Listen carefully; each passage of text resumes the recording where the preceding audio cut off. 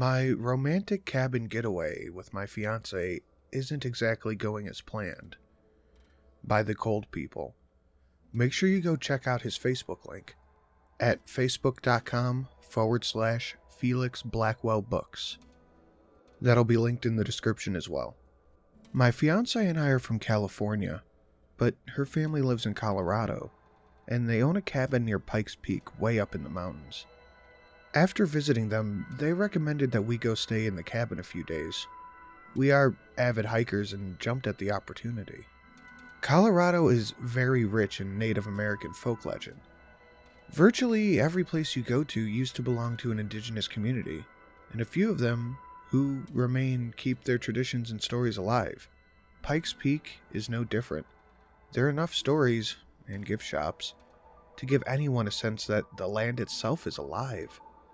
I don't know if this has anything to do with what's happening, but maybe someone here is from Colorado and can help connect the dots.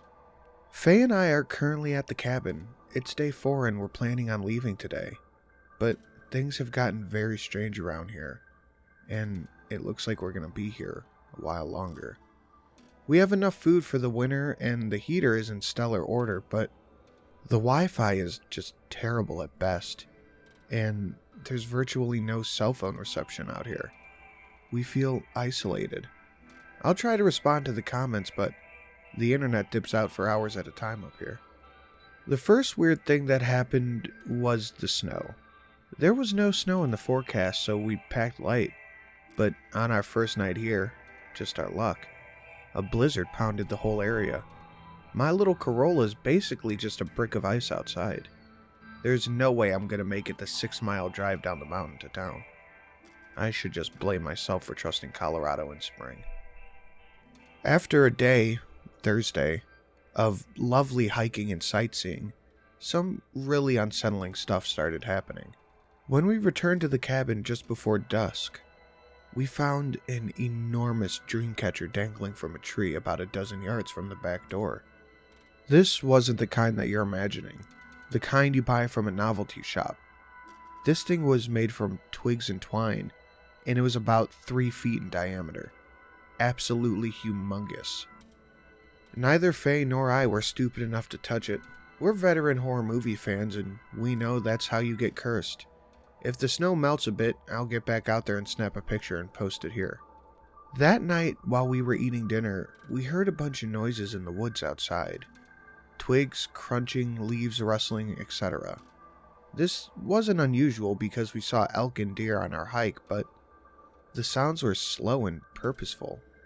They stopped and started, and they were rhythmic, like someone was casing the area in a crescent shape around the cabin.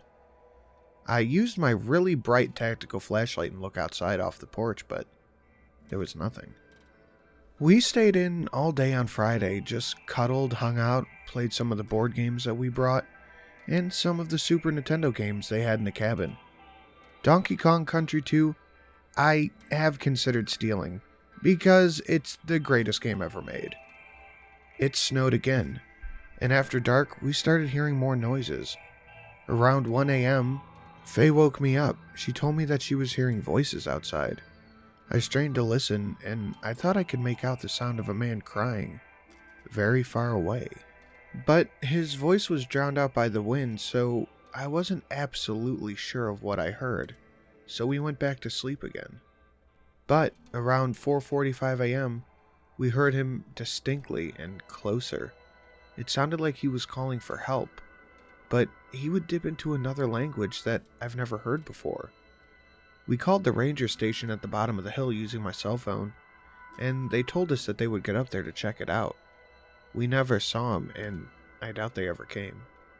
On Saturday, shit got real scary. It snowed again in the morning, and I stopped getting service for most of the day. Faye and I watched movies and tried to Skype with her family, but that didn't work. She went to sleep pretty early, around 8, while I did some photo editing on my laptop in the living room. She woke up crying hysterically. When I asked her what was wrong, she said she had a dream that she was lost in the woods outside, and that something was following her. I cuddled her until she fell back asleep, and eventually I drifted off too. Faye woke me up around 1 a.m. She was absolutely beside herself. I've never seen her so afraid in my life, and just the look on her face is what really unsettled me. She told me that she heard the man outside, but this time she recognized the voice. She was absolutely convinced it was her grandfather's voice, and he was wandering around outside begging for help. Faye's grandpa died when we were seniors in college 4 years ago. I told her that she was dreaming, but then I heard the voice too. I never met the guy, so I wouldn't recognize his voice, but it was different from the night before. It sounded older. I had to do everything I could to keep her from running off into the woods and looking for him. Eventually, she realized that the possibility of it being him was absurd, so we put a movie on at a good volume and fell back asleep. My cell phone wouldn't connect a single call. What happened last night, Sunday, was the thing that really sent me over the edge. Essentially, the same thing happened around 1 a.m., at which point I was still awake, almost expecting the noise to happen. I heard a voice. This time it was a woman's. Thankfully, it was distant enough not to wake Faye. I walked into the bedroom and cracked the window just a tiny bit. The frosty air that came through the crack seemed like a death sentence to me. As a Californian, nobody could survive outside for that long, not without serious military-grade winter gear. And yet, someone was wandering the fuck around out there, stepping on twigs and crying. I am a reasonable, skeptical, sometimes arrogant agnost, but I'm telling you, the voice sounded exactly like my mother's. My mom is alive and well and living in Southern California, so my brain instantly cramped at the sound of her voice out here in the Rocky Mountains. I would know my mother's voice anywhere. I think we all would. And I'm telling you, I'm about 90% sure it was hers, which is way too sure not to scare the shit out of me. I grabbed my light and went outside with a blanket wrapped around me and my hiking boots. I circled the entire cabin and looked around. There was snow pushed out of the way in a big, meandering pattern that snaked in and out of the tree line, like someone was drunkenly shuffling around. Maybe they were injured. The path went right up to the bathroom window, then back into the woods. Each time the voice called out, I shouted, "Mom," or "Who's there?" or "Who are you?" Each time the voice receded further into the woods. I'm pretty certain that it was trying to coax me deeper and deeper into the forest, away from the cabin. I'm still alive because I'm not an idiot. I'm not gonna die like some dumbass in a bad horror movie. So I went back inside and made sure we were locked down tight. Since I can't call the ranger station, I'm posting this instead. I'll keep you updated. Edit. It's Monday, and we got a hold of Faye's dad. The weather is supposed to clear up tomorrow, so he's gonna come pick us up in his truck and help me get my car down the mountain. I'll keep you all informed. Only one more night in this place. I'll try to get some photos up. Edit. 9:30 p.m. Monday. I've been able to get online twice today, and I wish I knew more about electronics, but I'm a history teacher, so I don't think I can fix the Wi-Fi or predict when it'll work. I can send and receive emails and some Reddit posts, but I can't load some websites or view photos. Faye hasn't been feeling well since noon. She's developed a stomach ache and has been intermittently throwing up. We both ate the same thing and I feel fine, so I'm not sure what it is. She sometimes gets like this when she gets worked up. Although I am an agnostic atheist, she is very Catholic, and she's convinced something supernatural is going on. No need for alarm at the moment. She doesn't have a fever, and I'm keeping her hydrated and in high spirits. She seems to be on the mend, and she went to sleep about an hour and a half ago. I do have some noises to report, though. Crackling and repetitive vocalizations in the forest. Probably 100 yards out. The tree line starts about 20 yards out, so the sound is coming from much deeper. Some movement spotted just behind the tree line at dusk, but could be elk or deer, etc. Couldn't see very much, keeping all the curtains closed and windows locked and furniture in front of the front and back door, and I'm checking on Faye every half hour. Her dad will be here late morning to pick us up and dig my car out. Also, a Redditor near us pointed out that I'm an idiot for not double-checking the weather. You're correct. I promise I'll provide a new post tomorrow, should anything significant happen. Sorry for the delay, everyone. We're collecting ourselves. Sorry for the formatting issues. I'm writing this on my phone. Faye's dad picked us up in his truck and he brought his buddy with him, who's now following us in my car. A lot of things happened last night. Some things I won't share because I'm not sure how to interpret them yet. I'm not even sure I understand what happened. But here are the most important things. I also managed to get some recordings, which I'll try to upload when I get home to California in a few days.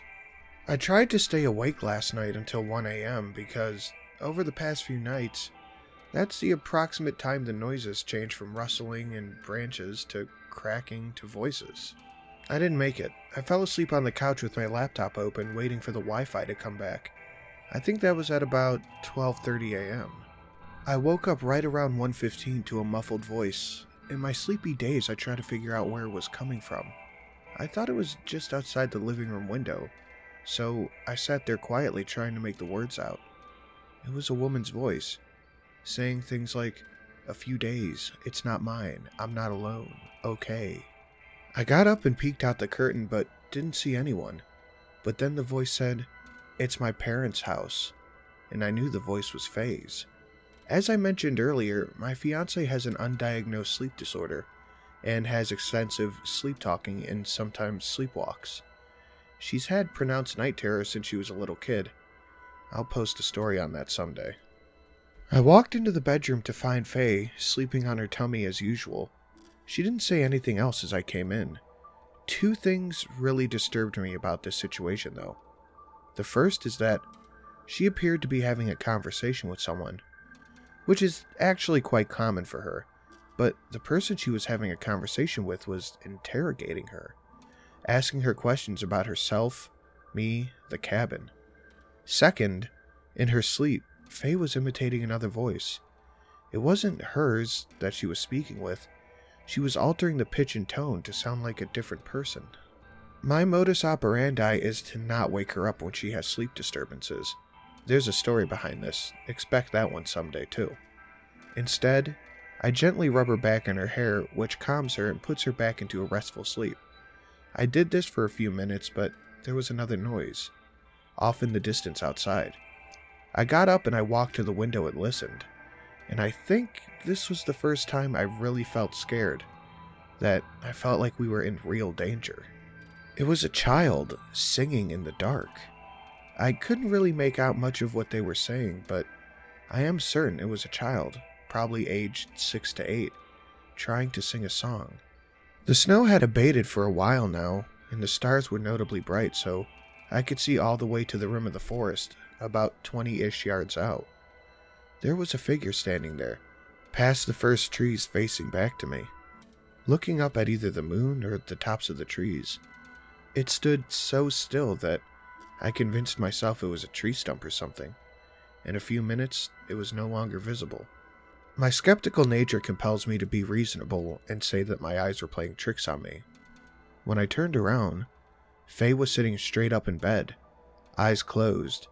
She does this a lot in her sleep. She craned her neck and said something like, "Don't let them in," or "Don't let them inside." She was still doing the weird voice, so I woke her up. Faye and I sat in the bedroom with the lights on, talking about what we should do. I tried to get online to send an email to her parents, but of course, it doesn't work when you need it. We agreed to stay in the same room and try to fall back asleep. At one point, I got up to get her some water. She hasn't vomited in several hours and was feeling a lot better. And out the kitchen window, I saw flashes of pale light. They weren't like flashes you'd see when someone walks through the woods with a flashlight. They were more like if someone had a lantern they could turn on and off slowly. I flicked on the porch light to the front and the side of the house, hoping that it would discourage anyone from trying to approach. But as I walked back to the bedroom, I saw the distinct outline of a person through the window curtain in the living room. They were pressed against the glass with their hands on it, trying to peer inside. Since it was dark in the living room and brightish outside, I could clearly see their silhouette. I shouted and approached the window, but the person ran off before I could pull the curtain open. Faye slept soundly, but I continued to hear voices outside. Different ones, on and off all night until dawn. I wrote several of them down, but I couldn't sleep, so I camped out in the living room. I kept the bedroom door open so I could hear Faye if she started talking again. The voices would go away for hours and then just start back up again. At one point, I fell asleep, but I was woken up again by the sound of a light switching on and off again. From the couch, I could see the light from outside, going on and off in patterns of 5. I can't explain why this disturbed me so much, but it did. I imagined some kind of horrible creature standing in my house somewhere, flipping the switch up and down and smiling. My first instinct was to check on Faye, and I nearly had a heart attack when I saw she wasn't in bed. I started calling her name, pacing around the house, looking out the windows to see if she was outside. When I looked out the kitchen window, there she was, sitting on the hood of my car about 30 feet into the driveway. Her back was to me. She was staring off into the forest. She was completely rigid, just the way she sits up in bed when she's asleep. Faye sleptwalk all over the house back home in California. I found her in the kitchen and in the downstairs hallway and in the living room, but she's never gone outside. I shouted her name from the kitchen, but the second I did, Faye jumped off my car and dashed into the woods at full sprint. She never even looked back at me. I started flipping out. I screamed her name over and over, and I grabbed my boots to go after her. But the second I pulled the front door open, Faye called out my name from behind. She was standing in the hall looking confused, asking me what's wrong. Apparently, she had been in the bathroom, and in my masculine crusade, I had forgotten to check there. I looked at my car and out into the forest, and honestly, the first thing that came to my mind was, "You clever motherfucker." Needless to say, we stayed up the remaining few hours until dawn, intermittently writing down the voices we heard, which faded away and became less frequent with the passage of time. I'll try to get the recordings up in a few days. For now, here's a list of the voices we heard. We recalled some of the voices from the previous nights for memory, but I figured you'd like to know what was being said throughout the duration of this lovely cabin experience. I will return to Colorado, but fuck Pikes Peak. The question marks indicate words that were pretty unclear. A man's voice, vaguely familiar, but I couldn't put a face to it. This has been over the past several nights. Hello? Oh, God, look at it! Look! Hello? Don't. They see in the dark. I'm lost. I am lost. Watch you, whoa my. It's very dark. I can see those lights. I'll come down there. Don't smile. I see you. Could have maybe been Goat Smile? A woman's voice sounded age 20-ish last night, gasping in horror, surprise over and over. Lay it on the ground and burn it. Turn it. La la la la la. La la la la la. Completely monotone, not melodic at all. She talks in her sleep. She's talking to me now. A child sounded about 6 to 8 years old, indeterminate sex, last night. Crying and whining, occasional laughter. Oh, so me I do. Why do I do?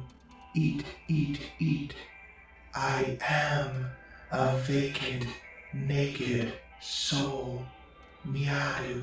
Singing, not sure if it was actually English or if my mind was just forcing the sounds into English. When do we go inside? This one had a very unusual intonation. Sounded like a robot trying to mimic a child. The voice of my mother, a few nights ago. Stop. Laughing and joking. I recognized the Bostonian accent. Look at the windows. Did you see it? The voice of Faye's grandfather, a few nights ago. Lots of indiscernible groaning and calls for help. Something about the war. The bodies are still in the ground. They never found it, but they're there. Right here. Oh, they found it. Ah, I'm standing in the same place 20 years. By the way, I forgot to check to see if the Dreamcatcher was still out back. You're welcome to drive out there and look for yourself, though. So, that night, we sat down with Faye's mom, Laura, in her bedroom while her dad was watching the news downstairs. Her mom was upset by the stories we told her. I mean, she was visibly disturbed to the point of being in tears. She kept apologizing to Faye and hugging her. Laura told us that they purchased the cabin from their good friend, Jennifer, I think, who moved to Nevada about 20 years ago, and that Jennifer and her husband had complained about all sorts of weird experiences while living there. Her husband, Tom, like myself, was fond of hiking and exploring the woods, and collected tons of arrowheads and other neat trinkets he'd find out on the travels around Pikes Peak. But Jennifer started having dreams about Tom being dragged off into the woods from their bedroom. She had all kinds of horrific nightmares about him being skinned and pinned to the trees like some sort of macabre artwork. Jennifer said that while Tom was at work, she would occasionally hear the voice of her daughter, who died in childhood of some kind of bone cancer, calling Mommy from the edge of the forest. Jennifer's doctor claimed it was a medication she was on, and changed her meds. Tom got a new job in Vegas and they basically noped out of there. On a lighter note, Tom hung himself in the garage 2 years after they moved. No note or anything. Anyway, Laura, Faye's mom, and Greg, Faye's dad, only used the cabin to get away in the summer. Laura never experienced anything beyond weird feelings while she was there. She choked up at all the crazy stories Jennifer had told her. Greg, however, who suffers from PTSD nightmares occasionally, experienced exacerbated sleep disturbances in the cabin. Over the years, he became reluctant to go up there, and he claimed all the things he'd seen in Vietnam came back to him when he slept there. Allegedly, some of the people he saw get killed would come back and talk to him in his dreams at the cabin. The last time he stayed there, he woke up in a dream to find a few of them sitting in the bedroom with him, maimed and rotted. He privately mentioned to Laura that he also heard their voices in the forest, crying, begging, screaming for their mothers, etc. Oh, and guess what time he always heard them? Laura told us she honestly didn't believe that there was anything wrong with the cabin. Faye was extremely pissed off and let her have it. They kind of ended our visit on a bad note. Later that night, I was up reading, and Faye was sleeping next to me. She always falls asleep before me. That girl could fall asleep on a pile of rocks. She started mumbling in her sleep, so I listened carefully, and here are a few things I heard her say. Never, never, ever. No, I wouldn't. On the mountain. I can't. Why his name? We don't know you. No, it's Felix. That's my name. About 2 hours later, she woke me up by nudging me in her sleep, saying, "Tell the man in the hallway to leave." This sent me over the edge, so I got to go to the bathroom to get some water. I didn't find anything strange, but I had a very hard time falling asleep though. This morning we heard back from the guy who went up to the cabin to check for gas leaks or carbon monoxide, at the behest of a few scrupulous Redditors. The guy mentioned that radon is a big problem in some of these old places in the mountains. He's some kind of super badass handyman with all kinds of equipment. So he wrangled up one of the Peak Rangers and they went up to the place together. Apparently, there were tracks all around the house, dozens of pairs of them, like a large group of people had been wandering around looking in the windows. All of the windows and doors had been sealed the way we left them. When they got inside, some stuff was moved around. The silverware drawer was emptied onto the kitchen floor and turned upside down. The power was completely dead. But the weirdest thing was that there was water all over the bed and floor, but our guy checked for leaks in the ceiling and the bathroom pipes. Nothing. Nothing had been stolen from the house, not even food. Some of the old clothes in the closet were strewn on the ground, but nothing stolen. Like maybe someone was trying them on, or smelling them. The ranger said that there were legends about the mountain. Something about things that sort of act like people, but they came out of an old abandoned mine. Greg's friend couldn't remember the name the ranger gave them. It was in a native language. I asked Greg about the ranger, about the sounds I heard. Specifically, the Wachu Wachu Womai Womai, and he said that it's a widely recognizable chant, but he doesn't know what it means. Anyone here have an idea? No radon, no carbon monoxide, and no gas. The place is all electric. He checked for mold, but said it was unlikely that there would be any all the way up there. He did say it's possible that it's some kind of electrical problem, and that this can sometimes make people feel very unsettled, and maybe even have hallucinations. He has some kind of Geiger counter or gadget that detects issues like this, but it was broken when he tried to use it. I'm going to keep a close eye on Faye. She's still shaken up about all this. If there's anything left to report, I'll let you know. Hi everyone, just wanted to make a quick update. As promised, because Faye and I are flying back to California shortly. Faye is back to normal and feeling great. I watched her eat a huge plate of chicken parmesan yesterday. The first thing I should mention is that Faye's father was very reluctant to talk about the cabin or the weird experiences he's had there. He keeps trying to change the subject, and generally he's in a bad mood, which is pretty normal for him. He's a grumpy, grumbly old Vietnam veteran and was in the army since he's young. His personality is exactly what you'd imagine it to be. Faye asked him bluntly, "Is there something wrong with the cabin? Why would you let us go up there in the first place?" His response was just, "Talk to your mother." Update. We've begun hearing voices outside of our home. Faye is really upset and feels that I might have exacerbated these strange circumstances by giving them widespread exposure online. I'm going to go dark for a few days and see if that helps. Don't worry about us. We have a few close friends looking out for us. They know the entire story too. Over the weekend, my fiancé and I stayed in her parents' cabin in Pikes Peak, Colorado. I made a no-sleep post about the disturbing events that transpired over the course of the few nights. Many people have messaged me asking for an update, but I stopped responding because things have gotten worse since we returned home to California. I feel it's time that I say what's going on here. I'm sorry that this is so long, but I wanted to document everything. Faye and I flew back from Colorado on Wednesday afternoon. She slept the entire flight despite the noise, which amazed me. I can't sleep on planes. I'm absolutely terrified of flying.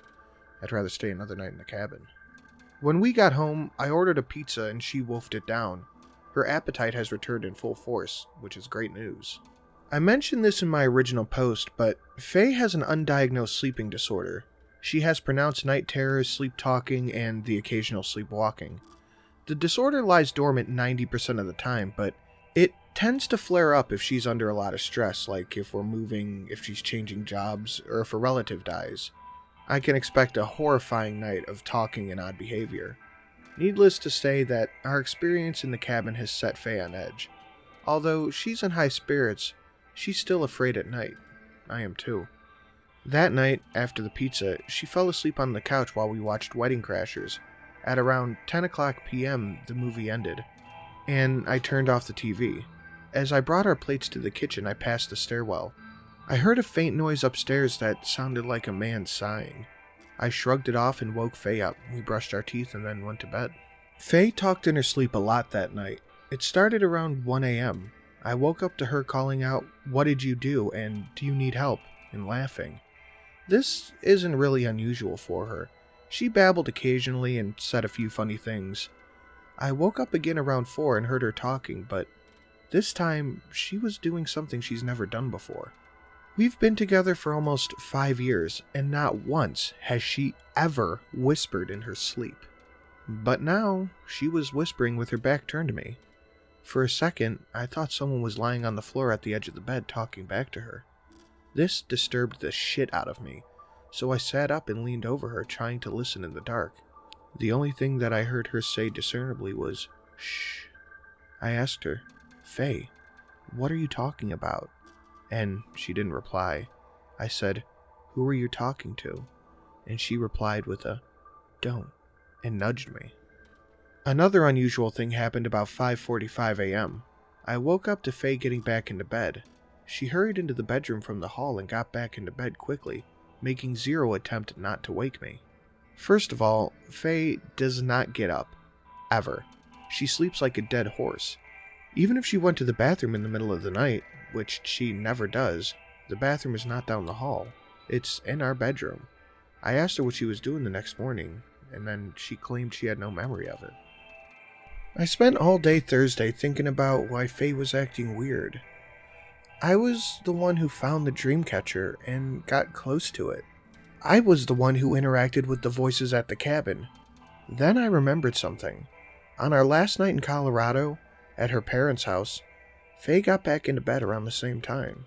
5:45 a.m. I barely remembered because I was half asleep, but the image returned to my head. She'd been getting up really early for a few days. So last night, I set my phone's alarm to vibrate. I put it on a time, 4:45 a.m. In the middle of the night, Faye started talking again. This time, she was doing the same thing she did at the cabin, changing her voice to sound like someone else. In 5 years, she sleep-talked a bunch, but has never whispered or changed her voice until recently. She said a few things which I try to commit to memory. La, la, la. Flat, monotone. Shh, ah. Like a sharp exhale, followed by a day on or a tay all, over and over. He's still in the trees. Where were you? I looked for you. And, oh, it's time. At about the same time, I heard a noise outside. It sounded like an old man grumbling to himself about something. We live in NorCal, and it's a really woodsy town, so when you look out the window, there are a ton of trees across the street. But it was very dark, and I'm fairly certain I saw a man walking behind the first line of trees. He was too far away to be the one grumbling, but it was very unusual to see someone over there this time of night. In fact, I've never seen someone over there at night. Ever. Looking outside required me to open up the curtains, which filled our room with moonlight. When I looked back at the bed, Faye was lying there with her neck craned towards me. Her eyes were crazy wide fixed on me, and her mouth was open. She issued a really frightening, gnarly, drawn-out groan, and flicked her tongue around. It looked like an epileptic fit in slow motion. Faye has definitely opened up her eyes in her sleep, but never like this. She looked like a fucking murderer. I got so scared and I called her name really loudly and woke her up. She was confused and asked me why I was at the window. I lied and said I was closing it because it was cold. I didn't want her to know I heard a voice. We talked a bit, but I'll skip that because this is getting long. My alarm woke me up at 4:45, and I lay there awake, waiting for Faye to get up like she'd been doing for the past few nights. She breathes very rhythmically when she's asleep, so I can always tell how deep she's under. At about 5:20, she sat straight up, swung her legs out of bed, and tiptoed down the hall. I followed behind. When I say my fiancé tiptoed, I don't mean like a child on Christmas Eve. This was robotic, alien, inhuman. She looked like a meth-addicted ballerina zombie going down the hallway, and she stopped at the stairwell. Her breathing never changed. I stood there in our bedroom poking my head out into the dark hall. Faye looked down the stairs, still standing rigidly on the balls of her feet, swaying to and fro slightly. She did some weird shit. She touched her face slowly for several minutes, touched the banister, touched the wall, flicked the light on and off a few times, all while maintaining her perfectly regular coma breathing. Then she reached out an arm in the motion of a bicep curl, stretching her fingers and wiggling them, curling them, her hand, her neck, all the way back up to her face. I watched her do this motion for about 4 minutes. It looked like she was testing the limb, as if she'd never used it before. But then I realized she was communicating with someone on the first floor. She was making a come hither motion. With full confidence that Faye was sleepwalking, I walked down the hall and leaned over the half wall that overlooks the living room. It was totally dark down there. I couldn't see anything but the clock on the cable box. And Faye stood there, waving, smiling, and making gestures, then touching her face and gently pulling on her hair. I carefully ushered her back to bed and talked to her softly, trying not to actually wake her. She didn't resist. She never does. And then went back to sleep without another word. I have zero clue what the fuck is going on. I told her this morning what she did, and now we have a doctor's appointment for her today at 3 p.m. I took Faye to see her doctor yesterday. We hesitantly explained what was going on with her.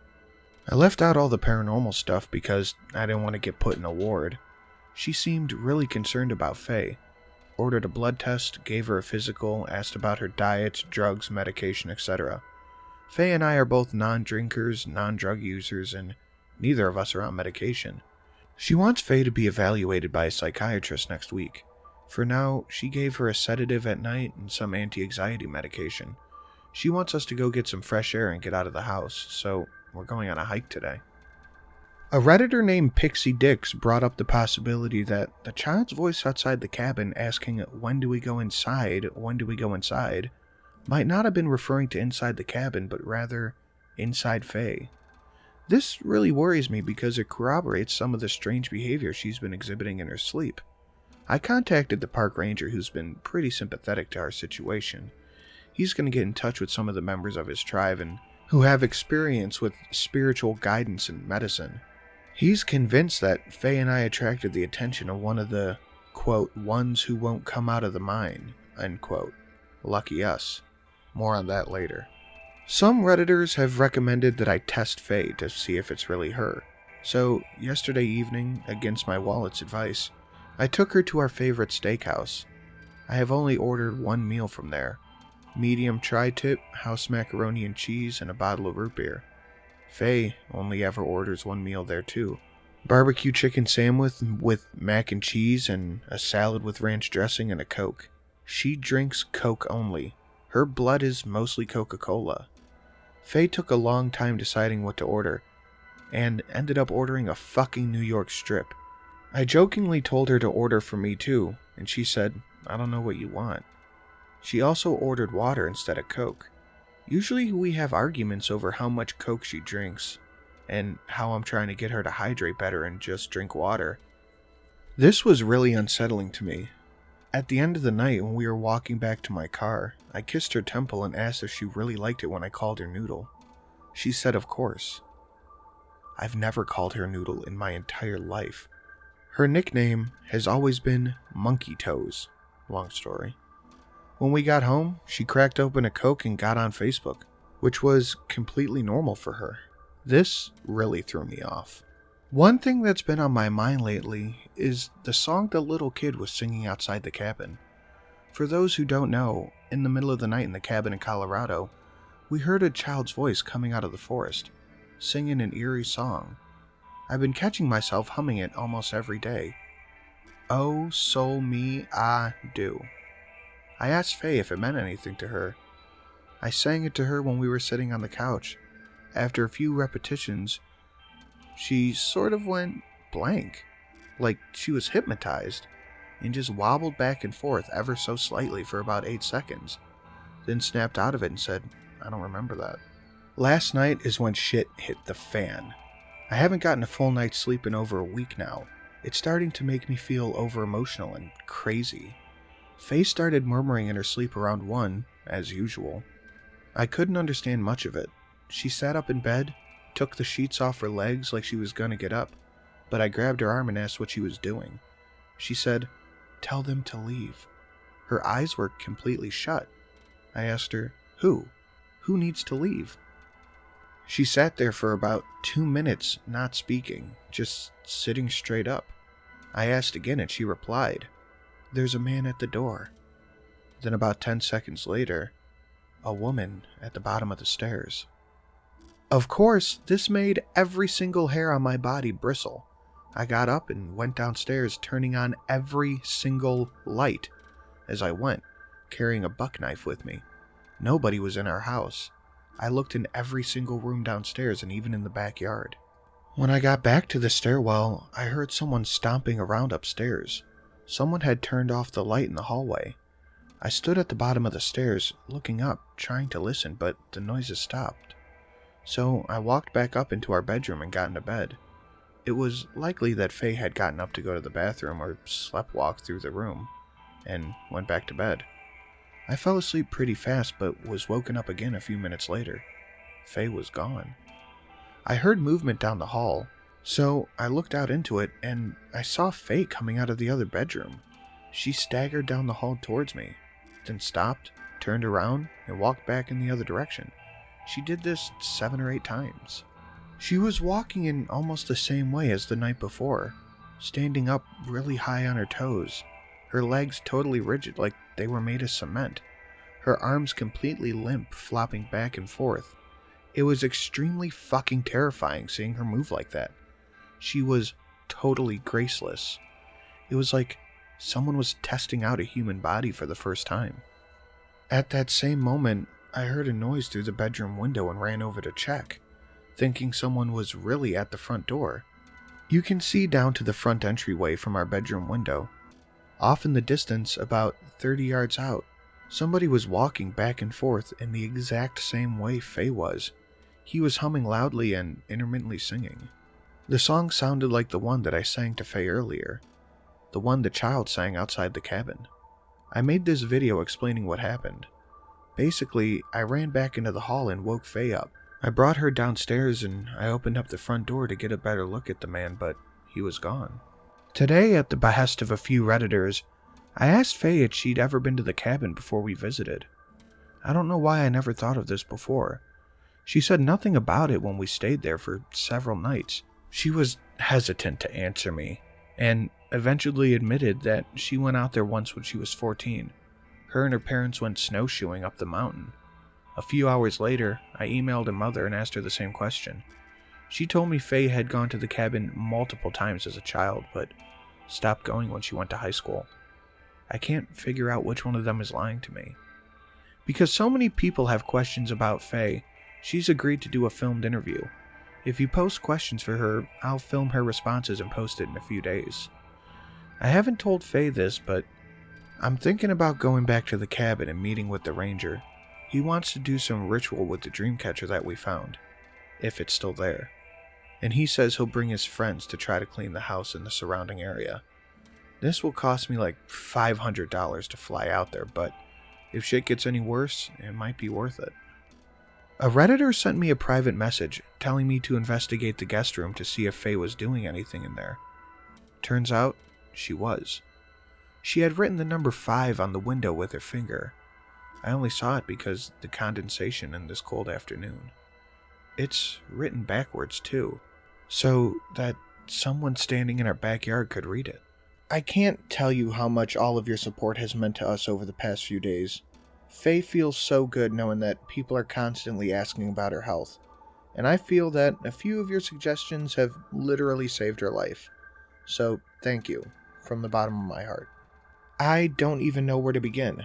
So much has happened over the last 2.5 days. The sedatives, the anti-anxiety meds that the doctor gave to Faye worked during the day. She's been less stressed. However, at night, her behavior is highly unusual. I have taken the overwhelming consensus of Redditors seriously. I went out and I purchased a bunch of child-proofing materials for the house to prevent Faye from harming herself, or going outside while she's sleepwalking. I can't afford a bunch of cameras. I'm sorry, I'm a teacher. I bought doorknob covers that little kids, and hopefully sleepwalkers, are too stupid to figure out. Outlet covers in case she tries to jam anything into them. I hid the kitchen knives, and I also brought in a spiritual healer, after very carefully searching for one. It's in my opinion that 99% of them are frauds and hucksters, but this woman didn't charge us anything. She was recommended by a close family. She is the daughter of a Shoshone tribal healer. The long and the short of it is, she believes our house is not haunted. However, she says that Faye feels very off. She said that she couldn't get a good read on her at all, that there's this dark cloud over her. Still suspicious of the woman, I took her to a random window upstairs and told her that I had seen something near the edge of the woods, mimicking Faye's sleepwalking, which was true, but I pointed out the wrong window, to the wrong part of the forest. She quietly examined the other windows upstairs and said that our bedroom window, the correct one, gave her a terrible feeling. She said he watches her from here. She can hear him whispering at night. We told her everything. She was horrified by our story. The look on her face unsettled me so much, it was like she'd never heard anything this bad. She went out of the room and had to collect herself downstairs. The woman prayed for several minutes and sang a beautiful song in a language I couldn't even begin to describe. Then she saged our house. She put some kind of crushed herb on the ground in front of the 2 doors that led into our home. And then she told me, in private, "You are dealing with the Hollow Ones." She said its name in her ancestral language, but I couldn't even come close to remembering it or spelling it. She said that one is infatuated with Fae and will do absolutely anything to get inside our house. But the process takes time. I don't know if I actually buy any of this, but at least she didn't sell it to me. We also had Faye take a pregnancy test as a recommendation by many Redditors. The woman said it was a good idea. Good news, not pregnant. And the woman stood in the bathroom with her like a prison guard so she couldn't fuck with the test. Then we thanked the woman and she left. That night, we attached a little jingle bell from Faye's Christmas-themed lingerie to a hair scrunchie and put it around her ankle. I'm such a light sleeper that there's no way she can get out of bed without waking me. Faye fell asleep really fast due to the meds, out like a light in a couple of minutes. I lay in bed thinking about the 5 she wrote on the window in her sleep a few nights earlier, and reasoned that it meant 5 a.m., and not 5 days, as some Redditor had speculated. This makes sense because she's been getting up at the same time to sleepwalk every night for 4 nights now. Since the 5 was written backwards, facing the backyard, I reasoned that it was a signal to who or whatever was standing out there. She was going to try to let them inside. I eventually fell asleep and I had a fucking horrifying dream.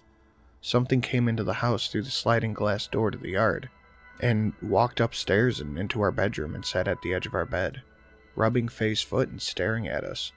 It was completely wraithed in shadow. I couldn't even see it at all except for a silhouette, just like the video I posted about a few nights earlier. I woke up soaked in sweat and I couldn't fall back asleep for a while. 5 a.m. rolled around and the little jingle bell woke me right up. In her sleep, Faye did something that she'd never done before. She stood up on the bed, as rigid as a board, and stared out the window. Well, I shouldn't really say stared, because her eyes were closed, but she was alert, watching, listening.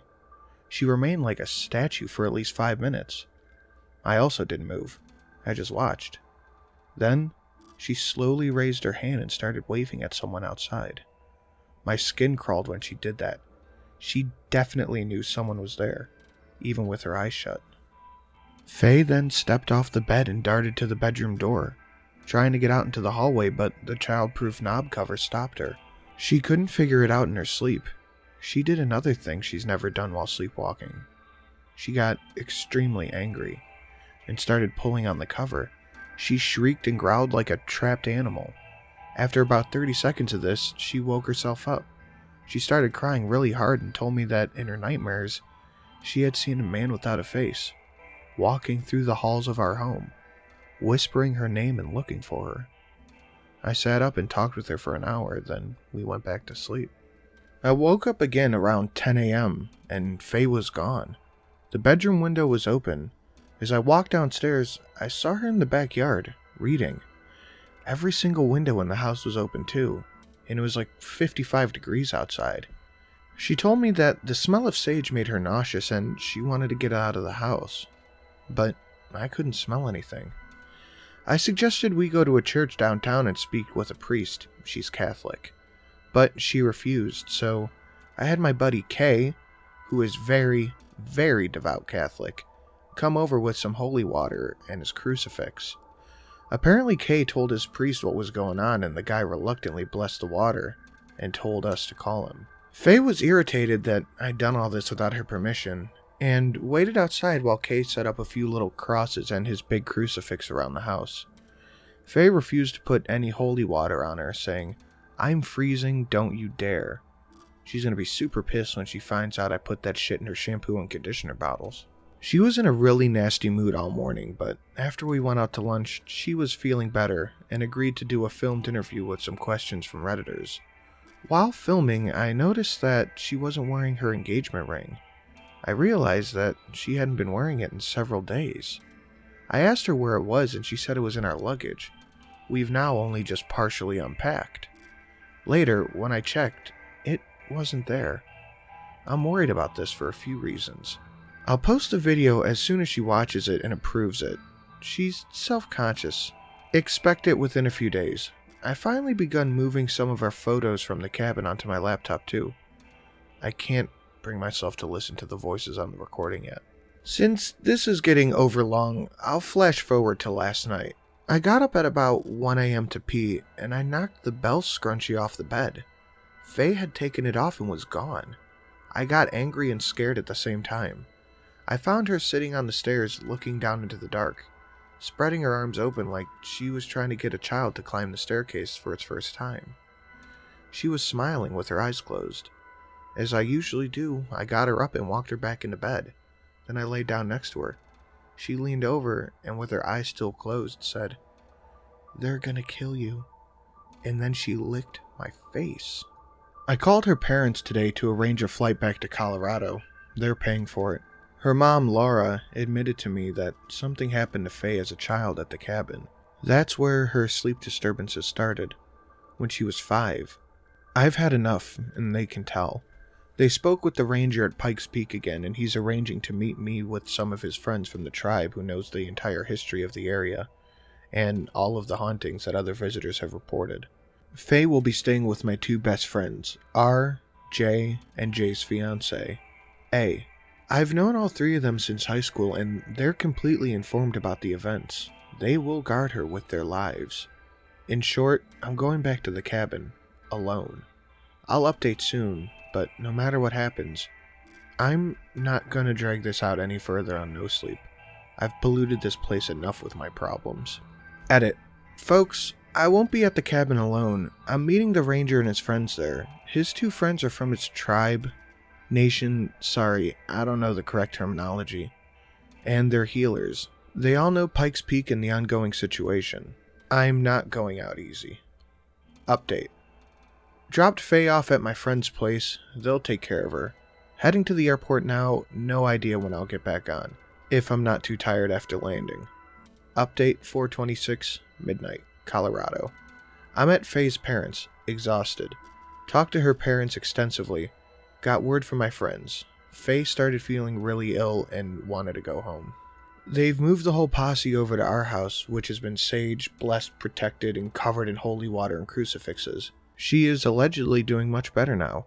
Richard and Jason's fiancée Allison are all sleeping over a few nights to ensure Faye's alright. Heading to the cabin tomorrow morning to meet the ranger. Update 4:26, 9:45 a.m. Colorado. Leaving in 1 hour to go to the cabin. Sorry for the typo.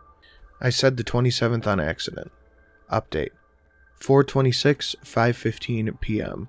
Spotty bullshit Wi-Fi. Snowing like crazy up here. Met with the ranger, investigated the cabin. Except a lampshade had been removed from a lamp, which he claims was not like that when they came in a few days ago. His friends will be here tomorrow morning. I'm alone for tonight. I went outside for just a minute when it was still light to grab some things from the truck, and I heard 2 voices.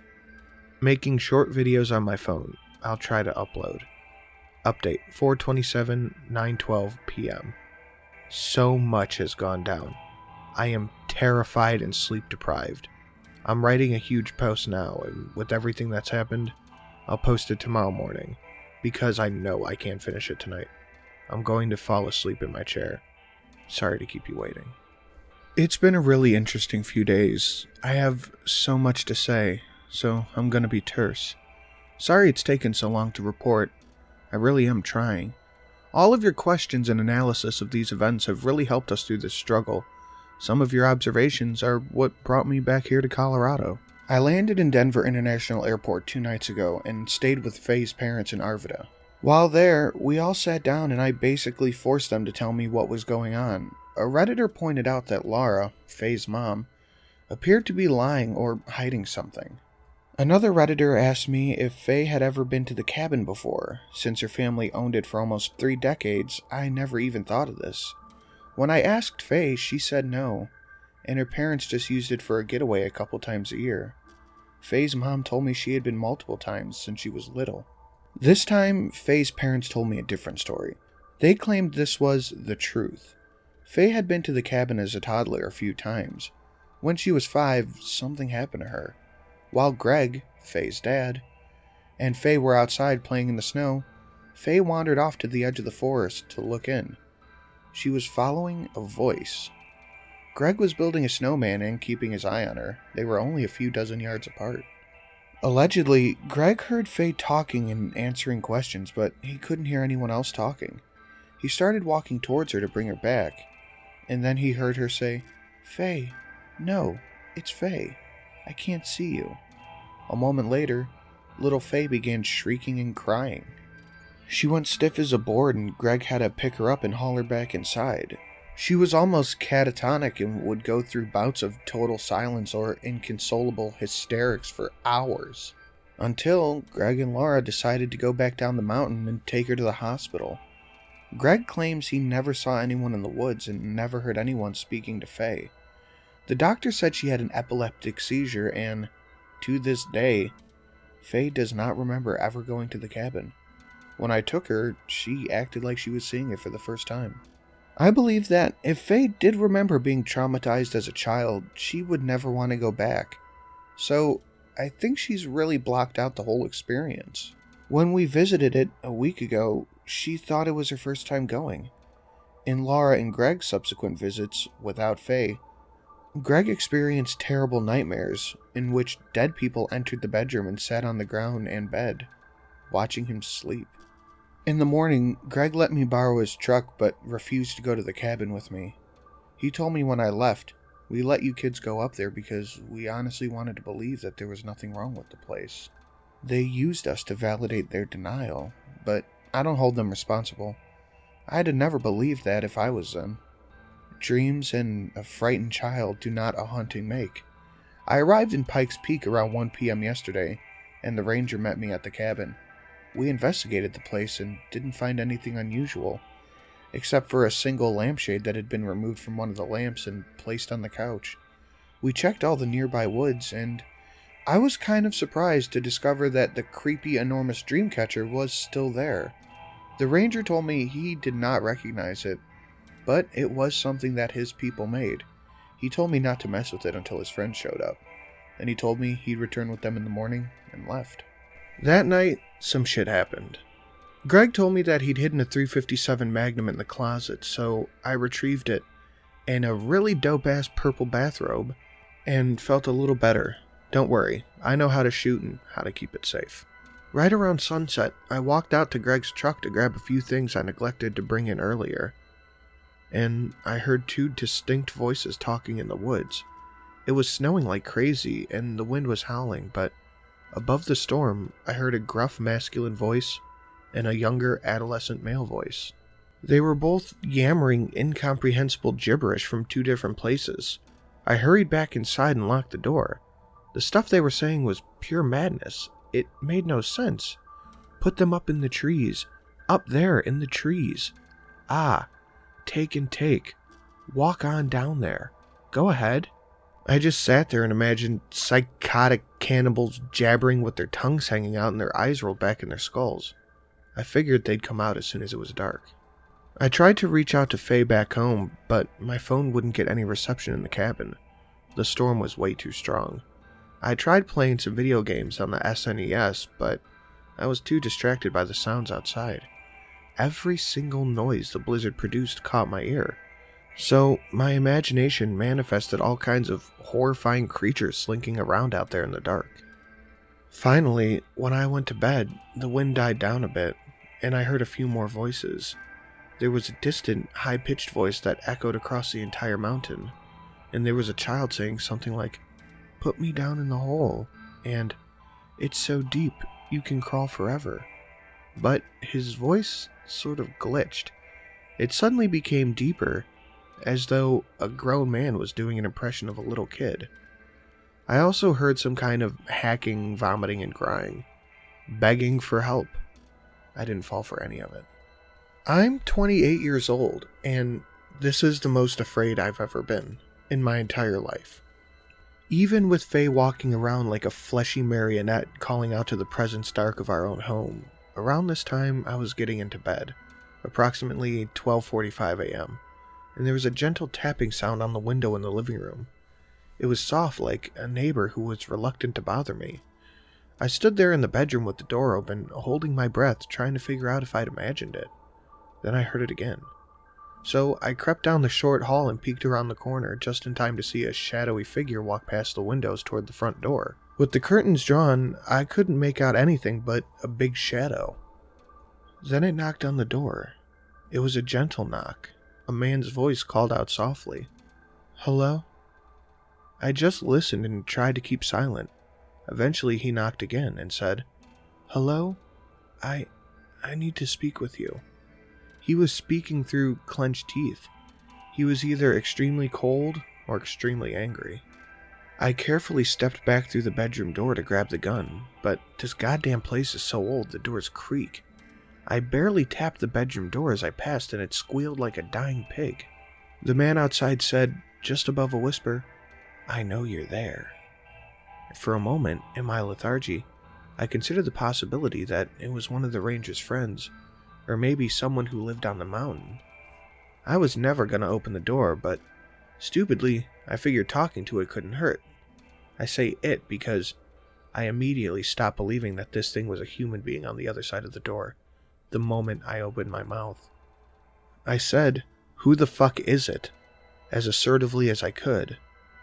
The second I stopped talking, whoever was out there repeated my question, while mimicking my voice accurately. It almost sounded like an echo. Then he said, "May I come in? Please?" His voice sounded a little shaky, but it definitely sounded like me.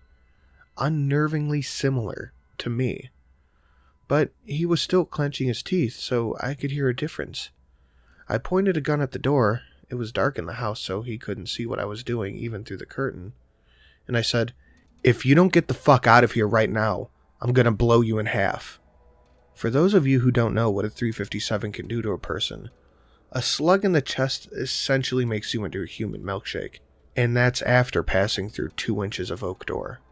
We both just stood there for a dreadfully long minute, and then it started testing out my voice, groaning and whispering and muttering. It did say a lot of things, but I only remember a few of them. What's your name? What's your name? A little cabin for the weekend, for the weekend, for... And then a bunch of lip smacking and chewing noises. They're lying, they're lying. The ones are out there. La, la, la, la, la. Not singing, but just flailing his tongue around and making noises. You aren't alone in there. I'm not alone out here. What's your name? You go up in the trees or down in the hole. That's where you go. Oh, they'll find you. Either way. The sound of my own voice making these horrific noises and phrases set every inch of my skin on fire. I can hardly describe the physical sensation of fright this intense. It's almost like having a bad fever. Hot, cold, and wet, sticky. At the same time, I shouted for it to leave. I said I was armed and I considered firing a round, but that's a decision you can't take back. My number one rule is that you only fire when you're certain you've got a target, and a clear reason. I was proud to say that I can use my voice a lot better than whatever mimicked me. I'm a soft-spoken guy, but I came down like a fucking hurricane and screamed, "I will fucking kill you." He replied simply, in a softer tone of my own voice, I will fucking kill you. Then it went back to blabbing gibberish and politely knocking on the door over and over and over. After another minute or two, it suddenly stopped. The last thing it said was, I know where she is. Then it kicked the door. I mean, harder than any human could possibly kick a door. And ran off. The boom was so loud, I couldn't believe the door didn't implode in its frame. The person thing bounded off the wood patio and into the snow. I swear on my life and honor, it sounded like a horse or some other four-legged animal charging off into the woods. A child's laughter rang out. Then, everything was silent.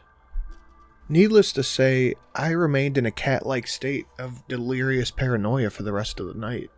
The storm picked back up and I didn't hear anything else. I spent the whole night debating whether the thing at the door was talking about Faye.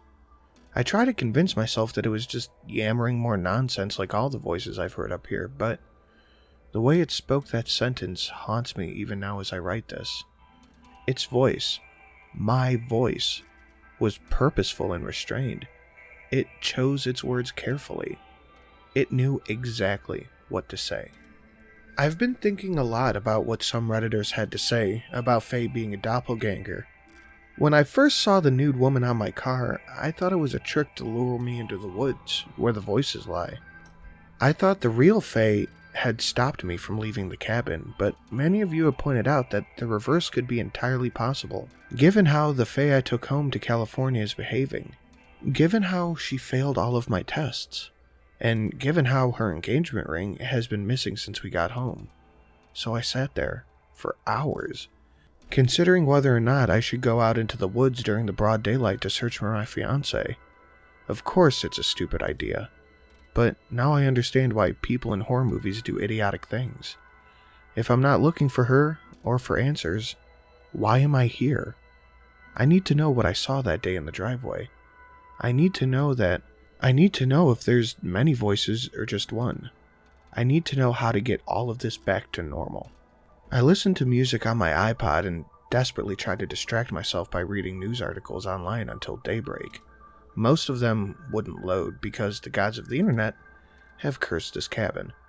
Around 4 a.m. I got up to get some food from the kitchen, and I opened up the window curtain a tiny bit to see if anything was going on outside. A ton of snow had fallen, but at the rim of the forest, about a dozen yards out, I could see a distant figure standing perfectly still in the moonlight. He was facing away, staring off into the darkness of the woods. I checked on him every 20 minutes since then. He never moved, and when the sun rose around 6:15 a.m., he was gone. I never saw his face. Today, the ranger and 2 of his buddies came to the cabin, as promised. They were likable and warm. One of them, T-Way, is a medicine man in his 60s, and was especially cool. The other one was his son Nathan, who was probably just a few years older than me. They told me all kinds of interesting lore about Pikes Peak and the surrounding areas. Then they proceeded to tell me a disturbing story that they believe explains the strange activity on the mountain, and for the sake of brevity, I'll relay this in my next post. The ranger gave me one of his facility's satellite phones so I could stay in contact in case of an emergency. I used it to call Faye, but she still didn't answer. So I called Jason and Richard, who were presently caring for her. Apparently Faye had become inexplicably outraged after taking a shower. She threw an enormous tantrum and locked herself in the bedroom. She refused to eat the rest of the night. Allison and Jason slept in the guest room, and Richard slept on the couch downstairs. He worked late on his commissions. He's a digital artist. He told me that around 1 a.m., the same time I had my visitor, Faye ran downstairs into the kitchen, eyes closed, and started drinking out of the sink faucet. She turned around and stared, eyes still shut, at Richard while he sat at the breakfast table. She said, "Felix," which he replied, "He's in Colorado, remember, Faye?" Then she said, "We sent him there to die," and then sat down right there on the kitchen tiles and went back to sleep. I've instructed my friends only to wake Faye if she does anything serious, so they observed my rules and got her back into bed without much of an issue. For all the crazy shit Faye does when she's asleep, she's never gotten violent. The guys put her back into bed easily enough. The next day, Allison bailed on the whole project. She said that she was awake all night listening to Faye whispering through the walls. Faye told Allison that there was a man in the house, and he was asking about her. My flight home is the day after tomorrow, so I'm gonna have to figure all this shit out real quick. I'm gonna take a nap. It's nice and bright outside. No voices. Good night. P.S. As soon as I get home, I will put up the video with Faye in the interview. I know I keep saying this, but I really didn't expect to suddenly return to Colorado.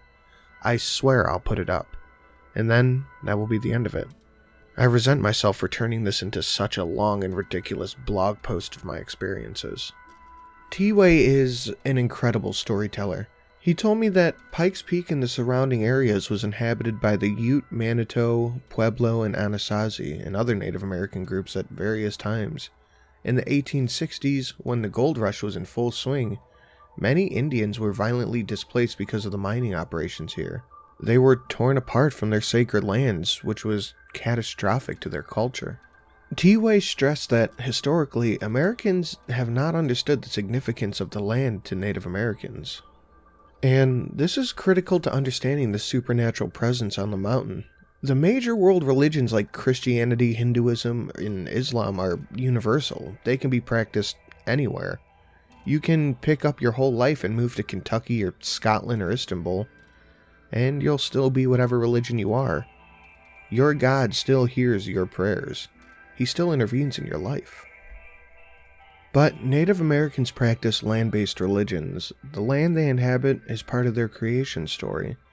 It's not that the land belongs to them, it's that they belong to the land. And both are in a symbiotic relationship with one another. History is embedded in the landscape.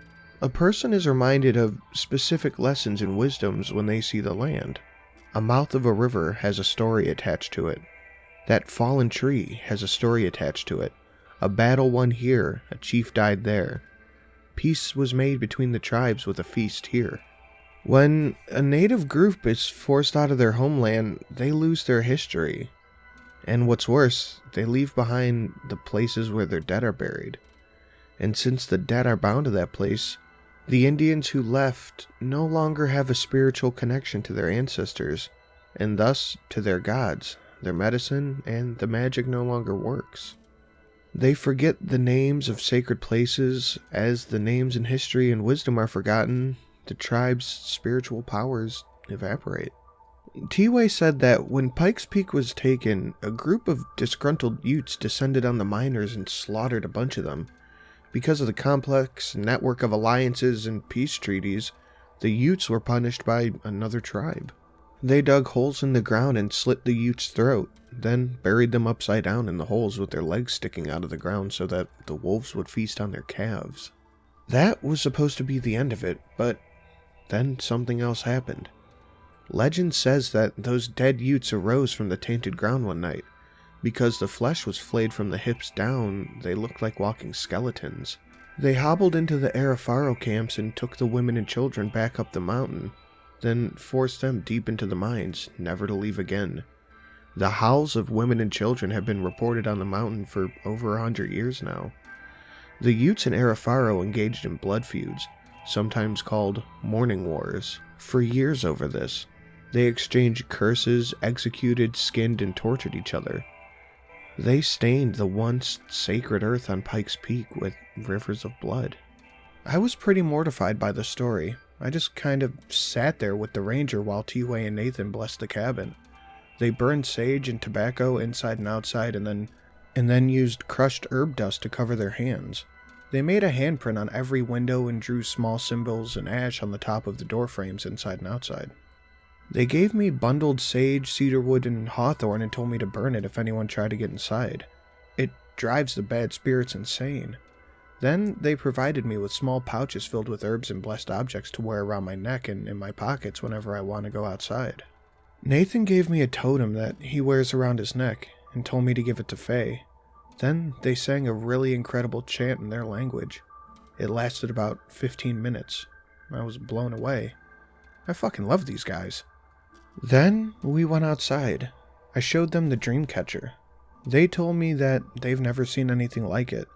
The dream catcher was made of 3 branches woven together with hair. It has old yarn or wool string with glass beads crisscrossing the center in a pattern. It's old and handmade. T-Way told me not to touch it or move it. If you find an object of power and don't know who made it or what it protects, you should leave it alone. I asked him if it could be evil, and he said, maybe. I got them up to speed on everything that's happened. I said that a lot of my friends, Redditors, but I didn't explain that, suspected that Faye at the house in California was a duplicate, and that the real Faye was somewhere out in the woods. T-Way and Nathan disagreed with each other on whether or not that could be, but we searched the woods looking for signs of Faye. We found nothing. I told them about the missing ring, and they said exactly what many Redditors have said. If Faye loved the ring, and it was powerfully symbolic to her, it could be used by a bad spirit to harm her. They told me to find it, at all costs. They also told me that if Faye were indeed still on the mountain, she was certainly dead. And the moment we've all been waiting for, T-Way named the creature that's been tormenting us. He said his people call it the imposter. Bad spirits inhabit the land everywhere, and sometimes they get the opportunity to use a tragedy, like the Pikes Peak Massacre, to commandeer a human figure and walk the earth partially mortal. And in the case of the imposter, they collect animal and human parts piecemeal, whatever they can, and stitch them together.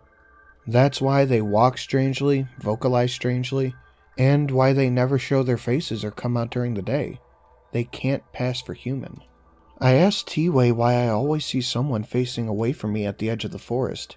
He said it's because it doesn't want me to know his identity, but eventually the imposter would come for me, wearing Faye's skin, teeth, and hair, and try to convince me that it was her.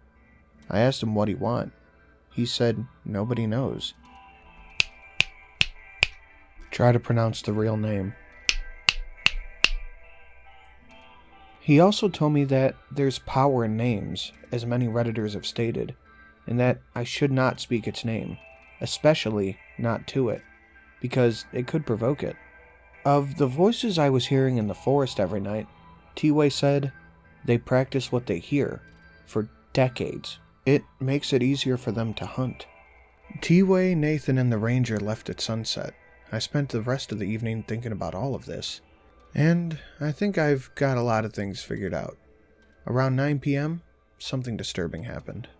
I used the satellite phone the ranger gave me to call Faye. Surprisingly, she answered, and she was laying in bed reading. We had a great conversation. I told her how much I missed her, and that I was trying to solve what was happening. I told her I wanted to have a family with her. She said she was feeling better, and had actually gone a whole night without sleepwalking or terrifying Jason and Richard. Those are my buddies who are looking after her while I'm in Colorado. After about 15 minutes of talking, I started hearing noises outside. I heard footsteps crunching in the dry snow. I heard a voice. My voice. It said things like flights, insomnia, I miss you, see you soon. The thing had been standing near the window, mimicking my conversation with Faye. I told Faye I'd call her back later and hung up the phone, then went silent.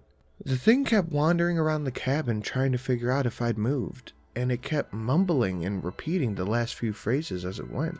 Finally, it came and knocked on the door. Its knock was gentle, just like last night. I was a little bit less scared because of all the blessings T-Way had put on the cabin. But I still held the gun just in case shit went down. He spoke to me in my own voice, and the first thing he said was, "The hole will fill with snow and blood." So, yeah, that amped up my fear quite a bit. Every hair on my neck bristled. You know the feeling of being so scared your vision turns hyper-real? Everything looks like a realistic video game, so everything looks just slightly off. Then it knocked again. "Hello? May I come in?" I simply said no, leave. Then it knocked for another 30 seconds or so, and then it said, "What is your name? Hello?" I lied and said, my name is Daniel, you can't come in. Then the thing started knocking harder, a lot harder, non-stop, and it kept saying, "What is your name? What is your name?" It was terrifying to hear my own voice come through the other side of the door, and to hear the rage building in the voice. I said again, my name is Daniel, but the thing just kept yammering and asking the same questions. It would occasionally say things like, ticket, rental car, you go up in the trees, The hole, down in the hole. What is your name? May I know your name? Then I had an idea. I'm really good with fake accents, and when I was a child, my first language was German. My dad immigrated to Boston and met my mom. I started speaking with a thick accent, talking about my day, then I started shouting in German. I recited a poem I know by Hermann Hesse, Die Frauen von Ravenna Trangen. My visitor went silent and kept knocking. I could tell it was just listening. So I started shouting in a British accent, reciting lines from V for Vendetta, my favorite film of all time. I shouted thank you in every language I knew. I once committed to learning it in 100 languages, but I stopped around 20. My unwanted guest just sort of stammered a bit, trying to mimic me, but failed to do so. I was no longer speaking in any recognizable pattern or tone. Eventually, it just started growling the sounds Faye and I heard in the forest when we first stayed at the cabin. Wachu, womai, and started scratching and pounding at the door. I grabbed the sage bundle and torched it with my lighter and then waved it all around the doorframe. I don't know if the thing could have smelled it, but it walked off the porch, pissed off and growling, and then went off into the night. This time, I ran to the window and tried to get a glimpse of it, but all I could see was a very dark, amorphous figure disappearing into the trees. I think I figured a lot of stuff out. I think the entity is trying to mimic me because it's going to try to convince Faye that it's me. It's rehearsing my voice and then whispering to Faye while she sleeps, talking to her in her dreams, trying to convince her to let it inside of our house. I think it wants to convince her that I am the imposter, not it. I think I also figured out why the voices go crazy at night, and why they're getting closer to my home. These fuckers aren't trying to scare me. They're trying to deprive me of sleep. If I'm psychologically and emotionally drained, I'm weaker. If I'm delirious, I'll make a mistake. Theirs, or his, attempt to get me will be a lot easier. I'm still trying to figure out how controlling Faye like a puppet in her sleep plays in all of this.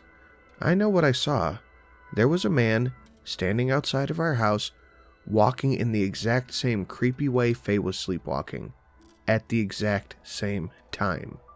I'm also considering the possibility that I made a terrible mistake, and that the imposter already won. When I went outside on the first night in the cabin with Faye, trying to see where the voices were coming from, I left the door unlocked. User and Franbutt said that was the moment that Faye was replaced by something else. I just don't know what to think. But for now, I'm going the fuck to sleep. Update, 4:30. Well, I found the ring. Update, 5/2. I'm out of the cabin and safe. Do not go to Pikes Peak looking to be your hero, looking to find mines, or looking for me. You will die. Avalanches, random gas, and mine collapse, etc. Do not be a fool. There are so many new developments, it's hard to figure out how to cram it all into a 3,000-word no-sleep post. The morning after I spoke with my fiancée Faye on the satellite phone, and then was visited by the thing that mimics our voices, I got a call from Richard and Jason. In case you don't remember, those are my two best friends. They're staying at my place taking care of Faye while I'm gone. They're the only people I trust. Richard stays up very late and sleeps in the morning, kind of like what I'm doing now. He does this for two reasons: to work on his art commissions, and to make sure Faye doesn't stab everyone to death and burn the house down in her sleep. The guys are reporting she behaved quite normally and feeling good being productive during the day. But then at night, she's unpredictable and weird. I feel like her soul is being cleaved in half. The two distinct sets of behavior are drifting further and further from each other each day. At around 1 a.m. that night, Richard heard the voice of a young child mumbling incoherently. He's up to speed on all the unusual events that have plagued me and my fiancée, so he immediately got up to investigate.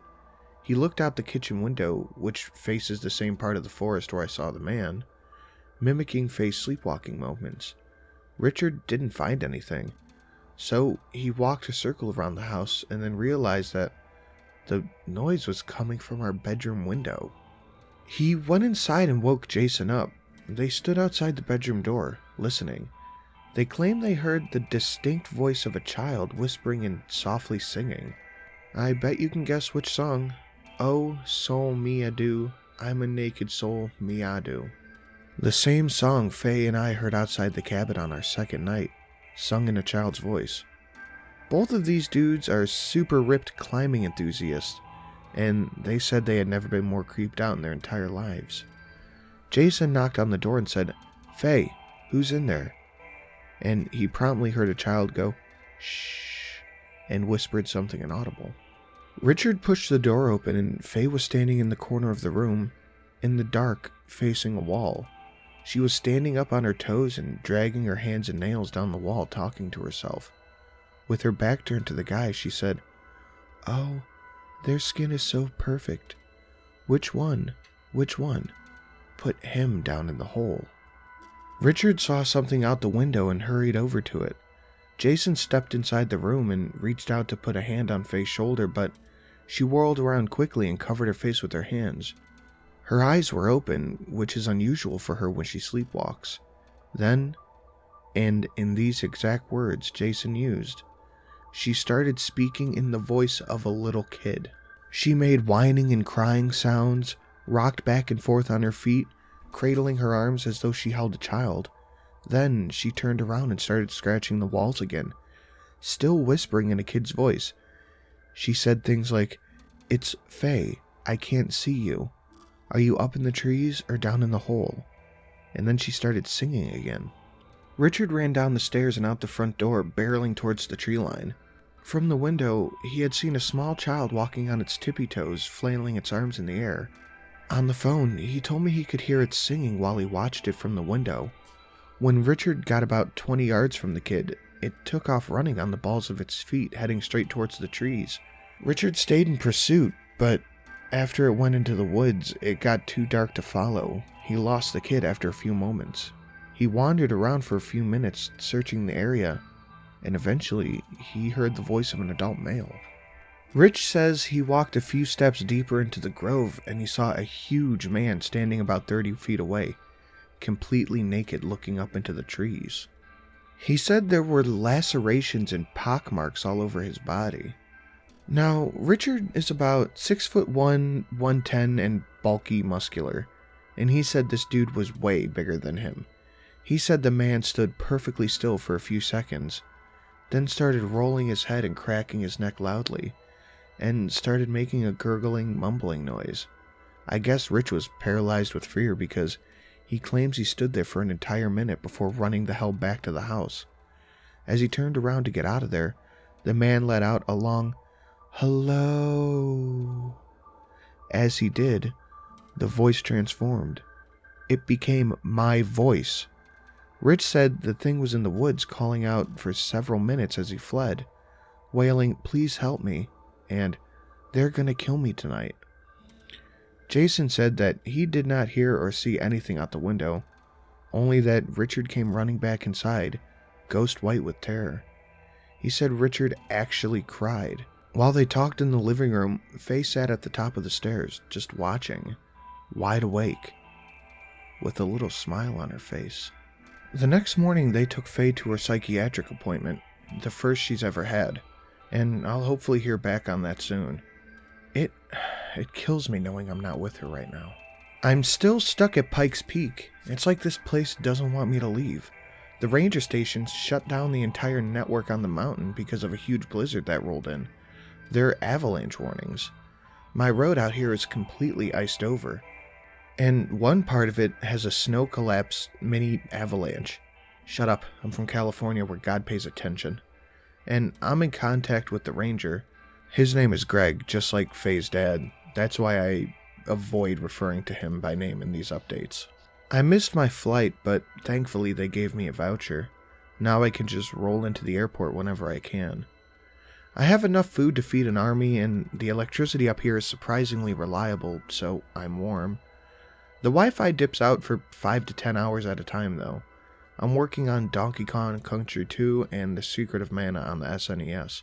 I'm writing about my experiences here in my spare time.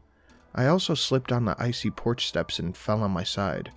I've got an enormous bruise and it hurts like a bitch, but only when I breathe, so I got that going for me. User Sweet Rose Marie asked me if the cabin had a basement. I never thought to look. Outside, under the snowpack and halfway covered in old chopped wood, I found a locked door. The key was in the kitchen cupboard. It turns out there's a decent-sized cellar under the house. Down inside, I found a ton of creepy shit. There's a bundle of long black hair, several dozen jars of rotted, mutant-looking shit, tons of old books from the 60s and 70s, and lots of porno mags. There was also lots of sticks and yarn, all the materials necessary to make a dream catcher, like the one hanging at the tree line behind the cabin. I didn't touch anything, I just noped straight out of there. I've been thinking about something that user Wait, Time is Lame said to me the other day, which is, have you considered that the dream catcher is not a dream catcher at all? And he's right. I'm not an expert on Native American symbology or artifacts. It just looks like the kind of dream catcher to me. So I've been calling it one all this time. T-Way, the Pueblo friend of the ranger, didn't call it that.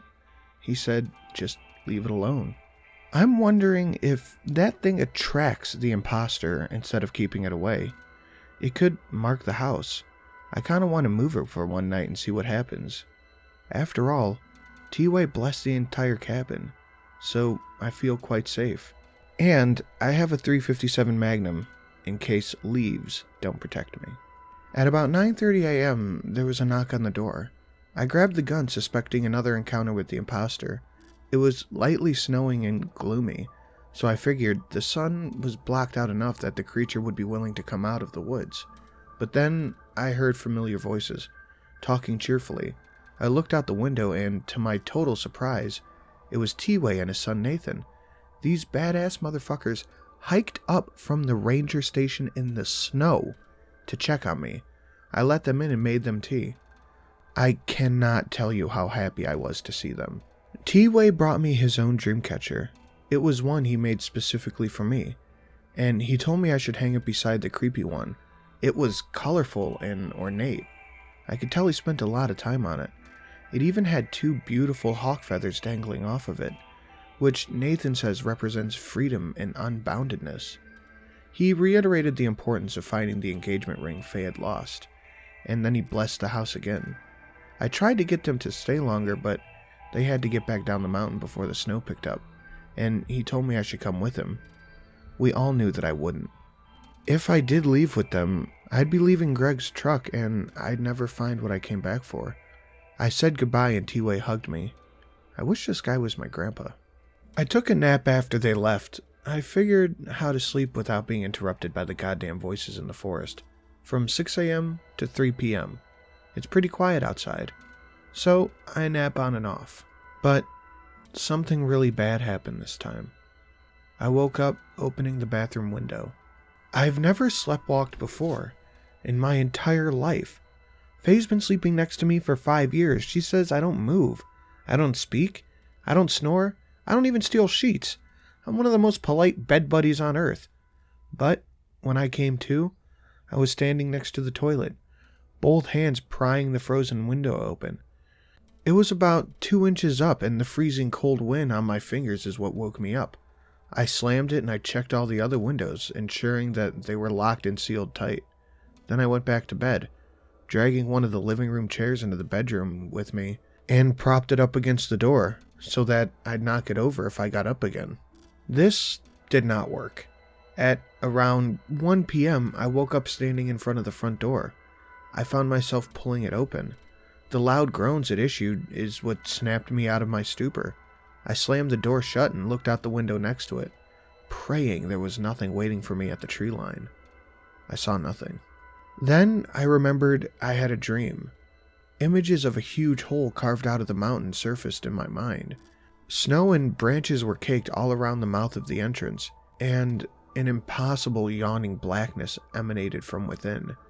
In the dream, I just kind of stood there, gazing into the vacant face of the deep, listening to Faye's weakened cries. I sat down on the couch and just sort of cried for about a half an hour.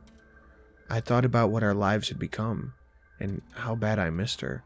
I thought about all of our dreams we have for our future, All of the dreams that could never be if I don't figure out how to save her. I thought about all the promises I'll never keep if I die up here. I decided it would be best to hang the dreamcatcher sooner rather than later, because the clouds broke for a while and it was fantastically bright out. I got geared up and trudged across the snow with T-Way's gift and hugging on a branch about 3 feet away from the evil-looking one. And then that's when I saw it. Faye's engagement ring. It was dangling right there in front of me, as if to tease me. Someone had woven it into the strings of the dreamcatcher. I stood there for a long time, right between the two objects. I couldn't figure out if some benevolent force was giving me a break, or if I was being taunted by whatever beings have haunted my footsteps ever since I arrived on the mountain. Retrieving the ring would require me to not only touch, but destroy the creepy dreamcatcher. I had the thought to go ask No Sleep what I should do, but I feared that I left even for a second, the ring would be gone when I got back. So I tried to solve the riddle myself. I wish I had brought the satellite phone out here with me. After a few minutes of just standing there, I reasoned that T-Way's dreamcatcher would probably do just as well protecting me, if in fact that was the function of the original one. I also figured that if it were cursed or something, that touching it couldn't actually be worse than leaving the ring there, allowing Faye to be completely consumed by her madness. If the ring has anything to do with the creatures who are controlling Faye and me while we sleep, then getting it back to her is priority over not touching weird stuff in the woods. So, that's what I did. I broke the brittle thing apart and took the goddamn ring back. What else could I have done? As if on cue, I noticed something out of the corner of my eye. It was a person standing in the snow beside a tree about 20 feet to my left side. I was so scared I didn't look directly at him. I just watched him in my periphery and prayed that he hadn't noticed me. It was a man with black and gray hair and dark clothes facing away from me. His head was tilted all the way back, as if he was looking at the top of the trees. His limbs looked mangled and bent and elongated, even without looking directly at him. I slid the ring into my pocket as slowly as I could, trying not to make a sound. As I did, the man hobbled around to face me. I really didn't want to look now. I just slammed my eyes shut and knew he was looking at me. I could feel his gaze on me. He started gurgling and making throaty noises, then said in a voice so threatening, I can't even begin to describe. Felix, I know you. Felix, I know you. Felix, I know you. Over and over, and I just took off running and screaming like a bat out of hell. I screamed all the way back to the fucking cabin. I barricaded the front door with the couch and burned off half the sage I had left. I even prayed. Like, an actual prayer. I hadn't done that since I was like 15 years old. I'm really struggling to write this last part. It took me hours to finish this entry because I kept getting distracted. The ranger isn't answering the phone and nobody's at the station. Maybe the power is out? I don't know what I did, breaking up that dreamcatcher. And I don't know what tonight's going to be like. But Faye, if you ever read this, if something happens to me, don't forget, your tenderness, your softened skin, all I need. Your love is my tourniquet.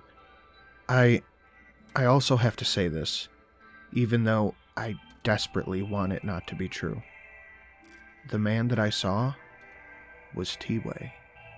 Things have spiraled out of control up here on the mountain. I made a decision that changed everything. And it almost killed me. Only time will tell if it was the right choice to make, but for now, I'm just piecing everything together in my mind and trying to convince myself that I'm one step closer to solving all of this. I destroyed the strange dreamcatcher that has been dangling on a tree branch outside the cabin since Faye and I first came to this place.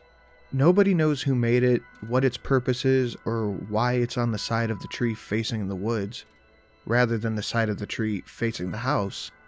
I found all of the supplies to make another one just like it, locked behind a cellar door that someone tried to hide years ago. But when I broke the dreamcatcher, I learned everything I needed to know. T-Way is dead. A lot of people have said otherwise, but I'm certain of this. I saw his likeness stretched over the gruesome form of a thing that stalks the woods.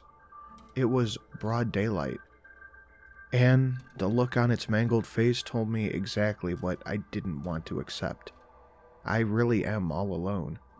Several Redditors have speculated that this thing only shows itself at night and faces away from me because it can't convincingly appear human, not without the help of the recently dead. T-Way confirmed this on his first visit to the cabin, but when I destroyed the Dreamcatcher, there it was, proudly masquerading in the skin and hair of my best friend that was on this mountain, in the sunlight no less. I can't even imagine how his son Nathan must feel, if he's still alive. The two hiked back to the ranger station from the cabin, knowing the blizzard was coming. I'm sure that's when T-Way died. When I got back inside the cabin, I completely lost it. I barricaded the doors and windows with every piece of furniture I could, but there just isn't enough stuff inside the cabin to protect me. So I sat there, on the floor against the bed, clutching the gun, sort of wishing that my dark visitor would just come kill me already. But, of course, this is Pikes Peak. Death is not the worst thing that can happen to you here. So, the mountain kept fucking with me. It was getting dark, and I was on the verge of a total psychological break. I'd been running on 4 hours of sleep per night and a few naps for the past few weeks. My only hope of redemption just got turned into a puppet. And I was about to find out what happens come nightfall when the Dreamcatcher no longer functions. So, I did what my brain decided was the best course of action at this point: to fall asleep. Somehow, I nodded off. In fact, my brain just did a hard reset, because nothing about that sleep was restful. I just kind of went into a fear coma the minute the sun dipped behind the mountain. And then, I woke up. I was in bed with the sheets pulled over me. The lights were off. All of them. And my hands were empty, when before they held Greg's .357 Magnum. When I opened my eyes, I suppose it's possible that I climbed into bed myself. After all, I caught myself sleepwalking twice the night before, but it took me a solid minute before I realized that there was a fucking arm wrapped around my chest. I didn't have the reaction you'd expect. Most people would fly out of bed screaming bloody murder, but my first thought was, where am I? My parents divorced when I was 3, so as a kid I'd spend a few nights a week at my dad's house and a few nights at my mom's house. Sometimes I'd wake up in the dark, not sure which bedroom I was in. It took me a second to remember where I was. Then the thought crossed my delirious mind. Maybe I was back home in California. Maybe I was at Faye's parents' house in Arvida. I sort of rolled out from under the arm and tried to figure out who the hell was laying in bed with me. I'd been sleeping with the lights on the past few nights, and I'd never in my right mind would have turned them off after seeing the creature so close to me just a few hours ago. The body in bed beside me felt familiar. Its warmth, its texture. I was pretty sure it was Faye, but I still couldn't remember if she was really up here. Then she spoke. She reached out through the dark and touched my face and said, "What's wrong, Pop-Tart?" Yes, that's actually the nickname she gave me. Love me some s'mores Pop-Tarts. I wasn't really afraid, just overwhelmed with confusion.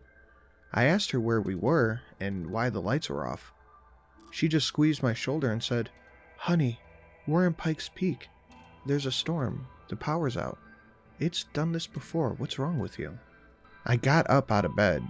A feeling of dread was falling over me, heavier and heavier, the more awake I became. As soon as the sheets were off me, I felt a blistering cold. Colder than it's ever been in the cabin. The heat must have been off for hours. Only a bit of pale moonlight filtered through the windows, and it was barely enough to outline the objects that were in the room. I stumbled around looking for the flashlight, totally unable to remember where it was. Then said, "Why the fuck is it so cold? Did you screw with the heat?" Faye tried to get me to come back to bed. She told me it went off and came back on earlier and that it would probably be back soon. everything about her felt wrong. Her voice was perfectly clear. Her skin felt recognizable. I just couldn't shake the strange feeling that I had. I left the bedroom and walked out into the living room. It was even colder out there. I felt my way around with my hands and noticed a strong, icy draft coming from down the hall. It's a straight shot from the living room to the bathroom at the other end of the hall. From where I could see the bathroom window. It was wide open. A big 2-foot by 2-foot gap leading out to the snow. I went to shout, "What the fuck did you?" But Faye stepped out of the bedroom and stood between the hallway between me and the bathroom. She said something like, "Felix, you aren't feeling well. Do you not remember what's going on? You're sick." I almost believed her. I definitely felt dizzy and feverish, but it could have also been a mixture of disturbed confusion and the freezing cold. The thought that this wasn't really Faye invaded my mind, and I immediately regretted not knowing where the gun was. The only words I could find were, "Who are you?" and "Why are you here?" Faye just stood there in the darkness of the hallway. The only thing I could see was a little silver outline of her figure. Her face was entirely black. Even though her eyes were hidden, I could feel them burning into me, just as T-Way's had when I had found the ring. I felt like we stood in the eye of a hurricane. Everything was totally calm, but I knew all hell was about to break loose. There wasn't a single noise outside. No branches snapped, no snow crunched, no voices moaned. It was as if time had completely stopped. Faye didn't move, even as she spoke. She held herself with the stillness of death. She said, "Felix." It wasn't going to get my attention. I wasn't too convinced that she was my real fiancée. It was a threat. She was reminding me that she knew my name. I still don't fully understand the power in names, but T-Way and Nathan believed it, and many Redditors warned me about it. When she said my name, I felt smaller than her, even though I almost stood a foot over her head. "Do you remember the 5? She said. She still didn't move an inch. Not even her hair kicked up in the drafts that blew in from behind her. "I can't remember. Not in this place." I didn't know how to respond to this. I didn't know what she was talking about. All I could say was, "Get out! You're not welcome here!" Again, Faye didn't move, but she did clear her throat, and the sound she made was about 2 octaves deeper than the real Faye's voice. She exhaled sharply and said, "Tell me about the number 5. And that's when I knew. I remembered where I was, what day it was, and exactly what happened up until this point. My visitor had finally come to call, and it no longer needed to be invited. I deeply regretted breaking the dream catcher. My hand instinctively slid over my pocket, and, to my relief, the little shape of Faye's engagement ring pushed back against my fingers. There was nothing else to do. I decided to throw down the gauntlet. I figured it was probably time to die anyway, so I might as well go out bravely. I just said, "I don't know who you are, and you will never be Faye." She took a menacing step towards me. A gurgle seeped out of her throat. She inhaled again, more slowly this time, but demanded, "I want to know about the number 5. Tell me, Felix." I looked all around me on the counters for a weapon, but found nothing. The knife block was on the other side of a short wall that divided the living room and the kitchen. There was only a roll of paper towels in reach, but, in retrospect, I was so amped up with terror, I probably could have beat her ass to death with it. "I don't have a clue what that number means," I said. "In fact, about 5,000 people online don't either. Nobody knows. Only Faye knows." My visitor started shaking with rage. Her face was wreathed in an impossible black. There was an endless abyss in that stung my eyes. But then I realized something. This creature, whatever it was, had access to Faye's mind for several hours every night. Maybe for many years. Maybe even since she first visited the cabin when she was 5 years old. In all that time, it still hasn't learned everything about her. It could never perfectly imitate her, because she kept something buried so deep in her subconscious that even this thing couldn't find it. Whatever the number 5 meant to Faye, That deep place where she kept the secret, she didn't even go there in her dreams. The next part was all a blur. I said something like, "You're the one who speaks to her in her sleep." The visitor kinda nodded. "You ask her things. She answers you. I hear everything she says."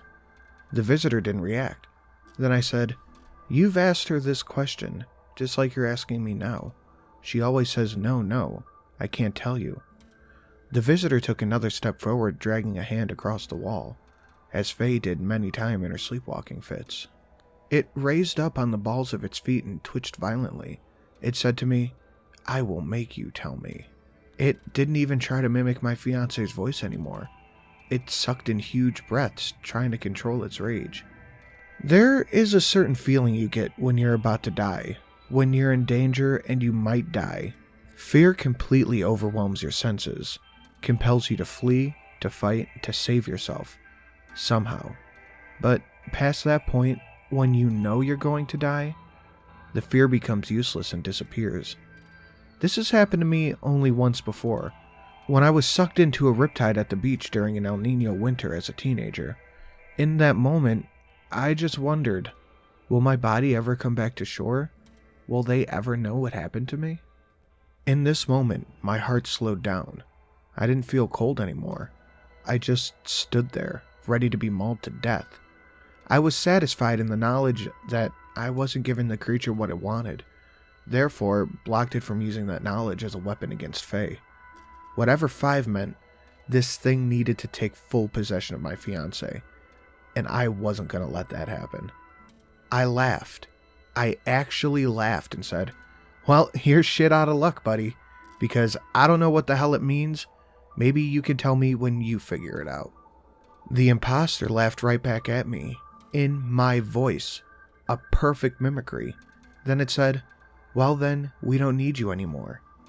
And it lunged at me. I have dodged a rabid German shepherd like I was a ninja, but this thing was so fast and strong it knocked the wind out of me.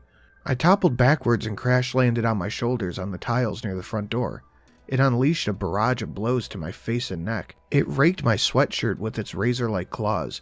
I tried my best to defend myself, but it was so dark in the house I couldn't see almost anything. I managed to flail my way free of its grasp just for a second. I pulled myself up to my feet by grabbing the counter, and in doing so, my hand brushed against a little bundle of sage I'd been burning.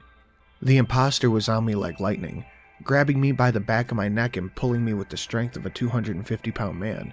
I very ingloriously whirled around and smashed the sage bundle into the creature's face, burnt end first, and wrapped my other arm around its head. Faye's familiar locks tangled in my fingers. I pulled its head forward and jammed the brittle sage into its eyes as hard as I could, screaming like a banshee. It shrieked and growled in some unhuman language and tried to push me away, but I held on as hard as I could and kept driving my fingers into its eyes, crushing the twigs in them. A memory of Nathan and T-Way's chant surfaced in my mind. I shouted the only part I could pronounce. "Tanaki Adden, Tanaki Adden, Tanaki Adden." Who knows if I'm even remotely saying that correctly. My hand slid over its eyes and the mockery of Faye's appearance fell off. I couldn't see in the dark, but the face no longer resembled my fiance's.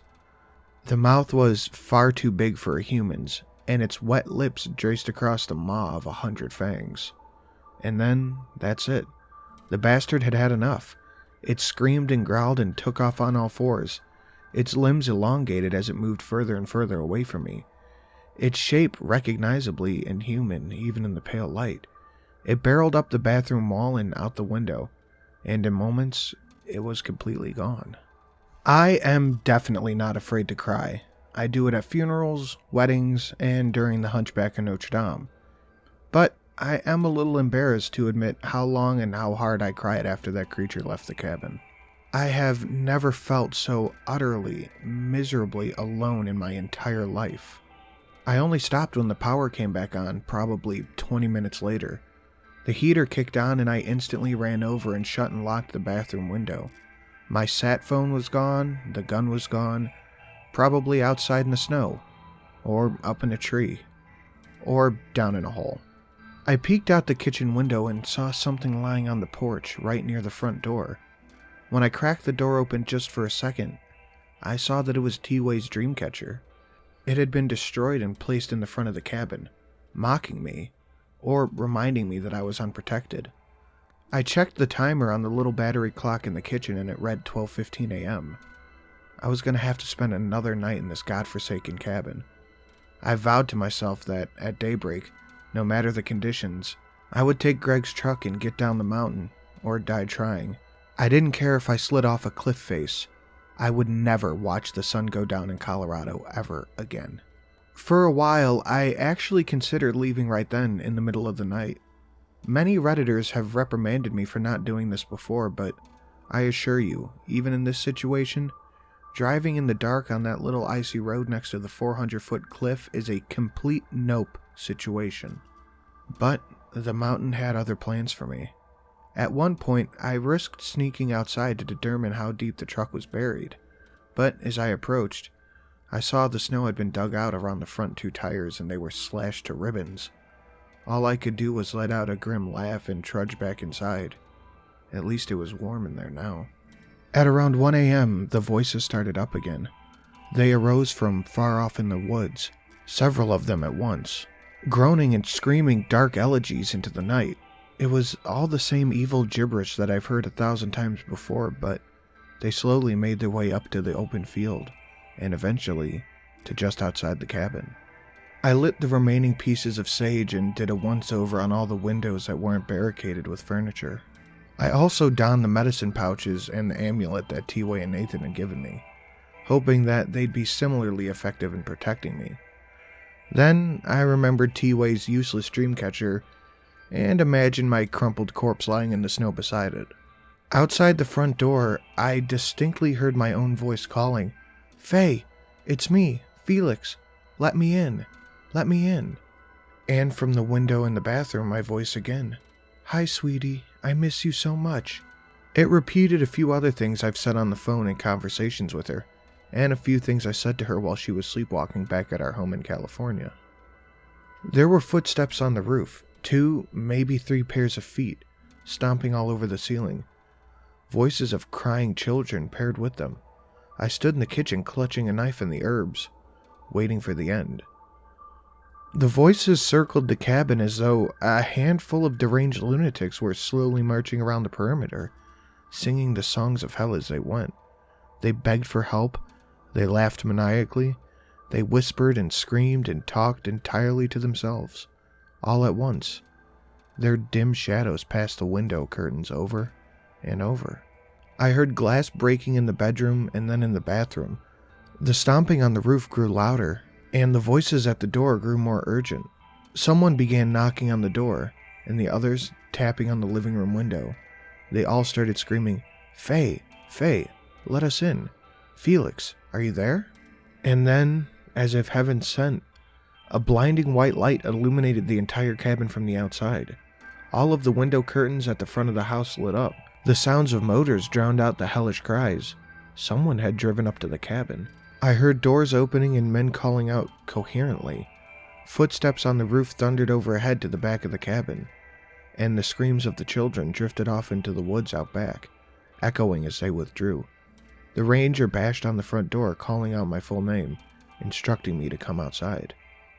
I looked out the window and I saw 5 men, some in uniforms, and the ranger. There was a humongous off-road snowplow, 2 snowmobiles, and a big truck. They'd come to save my life. When I went outside, I walked up and hugged the ranger. I didn't even grab my winter jacket. Then he informed me that they were getting everyone off the mountain because of a problem with the power grid. He said he'd feared that I would freeze to death. The ride down the mountain would have been the happiest of my life, except for the view. We snaked across slippery white roads, and even with the truck's high beams on, I could see the brightest stars I've ever witnessed. But beneath them, dangling in the trees, were dozens and dozens of human bodies. They swung by rope from their neck or feet, some of them flayed and missing parts. The ranger didn't appear to notice, and I kept my mouth shut. But as they passed overhead on our downward crawl, I could almost make out the frozen faces. Lifeless for years, maybe decades. Their black blood stained the trunks of the trees. I'm not sure if these were the spirits T-Way talked about, or if I've been experiencing temporary insanity. Not sure if I'll ever know who they were, but I'm guessing that if the ranger showed up any later, I would have become one of them. I will never forget the haunting image of passing underneath them. We arrived at the ranger station and remained there overnight. I slept on a cot in a room of about 15 people, all the locals from different places on the mountain. I asked the ranger if he'd heard from T-Way or Nathan. He said he hadn't. One of his men drove me straight to Denver International Airport. I boarded a plane without any luggage whatsoever. It didn't matter. I had the ring in my pocket, and I'll never need another jacket again, so long as I live. When I finally got home, Faye let me have it. She kept kissing me and yelling at me. I understood she was angry that I'd spent so much time trying to take control of this situation, treating her like a child and disregarding her feelings in my crusade to rescue her. She was upset that I consigned her to the care of my best friends without asking, but seemed to appreciate their help. Richard and Jason were very happy to leave the house and never look Faye in the eye again. Although they did have some good news for me. Faye hadn't sleptwalked or slept-talked or done anything out of the ordinary in over 24 hours. This corresponds with almost exactly when I retrieved the ring from the Dreamcatcher, and after an hour or so of reprimanding me for being a thick-headed idiot, Faye forgave me, and we laid in bed together and talked about everything. I apologized for the way I treated her and put the ring on her finger. She looked so relieved to have it back on. I swore I'd never screw up like that again, and we both slept a full night. No strange night terrors, no bad dreams, or no disturbances of any kind. And in the morning, yesterday morning, we had Faye's favorite, waffles. At about 11 a.m., I received a call. To my great relief, it was Nathan. I immediately passed the information to him about T-Way and what exactly happened after they left the cabin that day. He ignored my question and said very ominously, "Let me speak to the one who followed you home." I said something like, what? To which he replied, "The one that calls itself Faye." My fiancé and I had been sitting on the couch watching the most recent Game of Thrones, so I just sort of handed her the phone and said, "It's for you." She put the phone up to her ear and said, "Hello," then listened for about a minute. I could hear Nathan speaking, but I couldn't make out what he was saying. Suddenly, a volcano of black puke exploded from Faye's mouth. It absolutely covered the couch and the carpet and sent me jumping out of my skin in the process. Faye doubled over onto the floor like a rag doll, coughing and sputtering. I fell to my knees beside her, panicked, asking if she was all right. I picked up the phone and screamed at Nathan, demanding to know what he said to her. Nathan just said, "Please, Felix, listen," then proceeded to recite some sort of chant or incantation. A wave of syrupy vomit rushed up my throat and out my mouth, and, as with Faye, it was oily black. I actually am an emetophobe, so vomiting sends me into a state of near catatonia. But Faye made a quick recovery and was right there to nurse me back to my senses. Nathan spoke to me a bit more, and he explained what he had done. I'll get to that in a bit. Faye and I spent the rest of our day feeling queasy. Eventually, we went to urgent care across the road and got checked out. They gave us blood tests, checked our vitals, and sent us home, telling us that we had suffered minor food poisoning, but I know deep down it wasn't the damn waffles. Thankfully, for the past several hours, we've been feeling much better. I mentioned a while back that T-Way and Nathan had a disagreement over who the real Faye was, and whether it was even possible for a duplicate of my fiancé to exist. When they hiked down the mountain from the cabin a few days ago, they had to go up into the woods to avoid the snow collapses all over the road. Out there in the woods, they heard the crying of a woman and followed it to an old abandoned mine. Both of them knew that it was very likely a trick, but T-Way said that it was their duty to explore the possibility that Faye was alive somewhere on the mountain. The blizzard came on earlier than expected. They stood at the mouth of the mine listening to the begging of a young woman somewhere off in the dark, but concluded that the voice was too unusual to be human. T-Way and Nathan decided to bless the entrance of the mine, which could ward off its dark inhabitants, but their chanting enraged whoever lived in it. It came out of the tunnels and snatched T-Way. He screamed all the way down into the dark, and Nathan couldn't follow. He ran away terrified, but got lost in the blizzard. He wandered around for an hour, fearing death, and eventually came upon the skinned body swinging from a low tree branch. It was so fresh that the blood hadn't yet fully frozen. Nathan knew that it was his father's corpse. Eventually, he found his way back home. He said that his father's voice guided him out of the squall. Nathan explained to me that the imposter's goal of taking over someone's mind was different from its penchant for killing people. These creatures hunt and kill at random, salvaging human parts they need to walk the earth as mortals for a short time. But their pleasure derives from conquering a person from within. Faye was one of the unlucky ones that are chosen in this way, and the imposter's fixation on her lasted for decades. After long enough, their continued presence in the body and mind leaves a stain on the victim's soul. This corruption necessitates a purge, hence the barf party we held in the living room, whose stains I have thus failed to banish. Nathan invited me to the funeral service for T-Way. I sadly declined. I'm already on the verge of losing my job and flat broke from the experience, but I promised I'd honor his memory in my own way. I can't go back to that place. Fortunately, Nathan was understanding and promised that we would meet again soon. I'm still thinking about all this. I don't yet have all the pieces to the puzzle. If you're looking for the answers, you're going to have to help me find them. But I think I have part of this figured out. The imposter gave Faye's ring back to me. They wanted me to destroy the Dreamcatcher. The ring was an object of great sentimental value, both to Faye and our relationship. The creature used it to invade Faye's mind and control her thoughts. Its goal was to convince her that it was me, so she would welcome it into our home late at night. The home, Nathan said, symbolically represents the body, just as the ring represents our union. To be welcomed into the home is to be granted access to Faye. Because the imposter could never learn everything it needed to from Faye to mimic me, it gave up on that project and instead came after me. It returned the ring to me, thus giving up the power it had over Faye. But I broke the Dreamcatcher to retrieve it. As it turns out, that creepy, mysterious Dreamcatcher was in fact protecting the cabin and everyone inside of it, which is why the imposter needed to be invited in. When I broke it, the creature could have easily came in and killed me, but it needed information from me before it did. It needed to know one of Faye's darkest secrets to rule her. I'm not sure if I'll ever unravel the mystery of the number 5, but I do know one thing. Not knowing what it means actually saved Faye's life. I'm not sure I ever want to know. As for Faye, she's back to normal and in perfect health. She sleeps soundly and only mumbles a little bit, which is pretty normal for her. Her sixth sense of humor has returned as well. Last night when we went to sleep, she turned out the lights and she said to me, "Thank you for trying so hard." Then she leaned over and licked my face.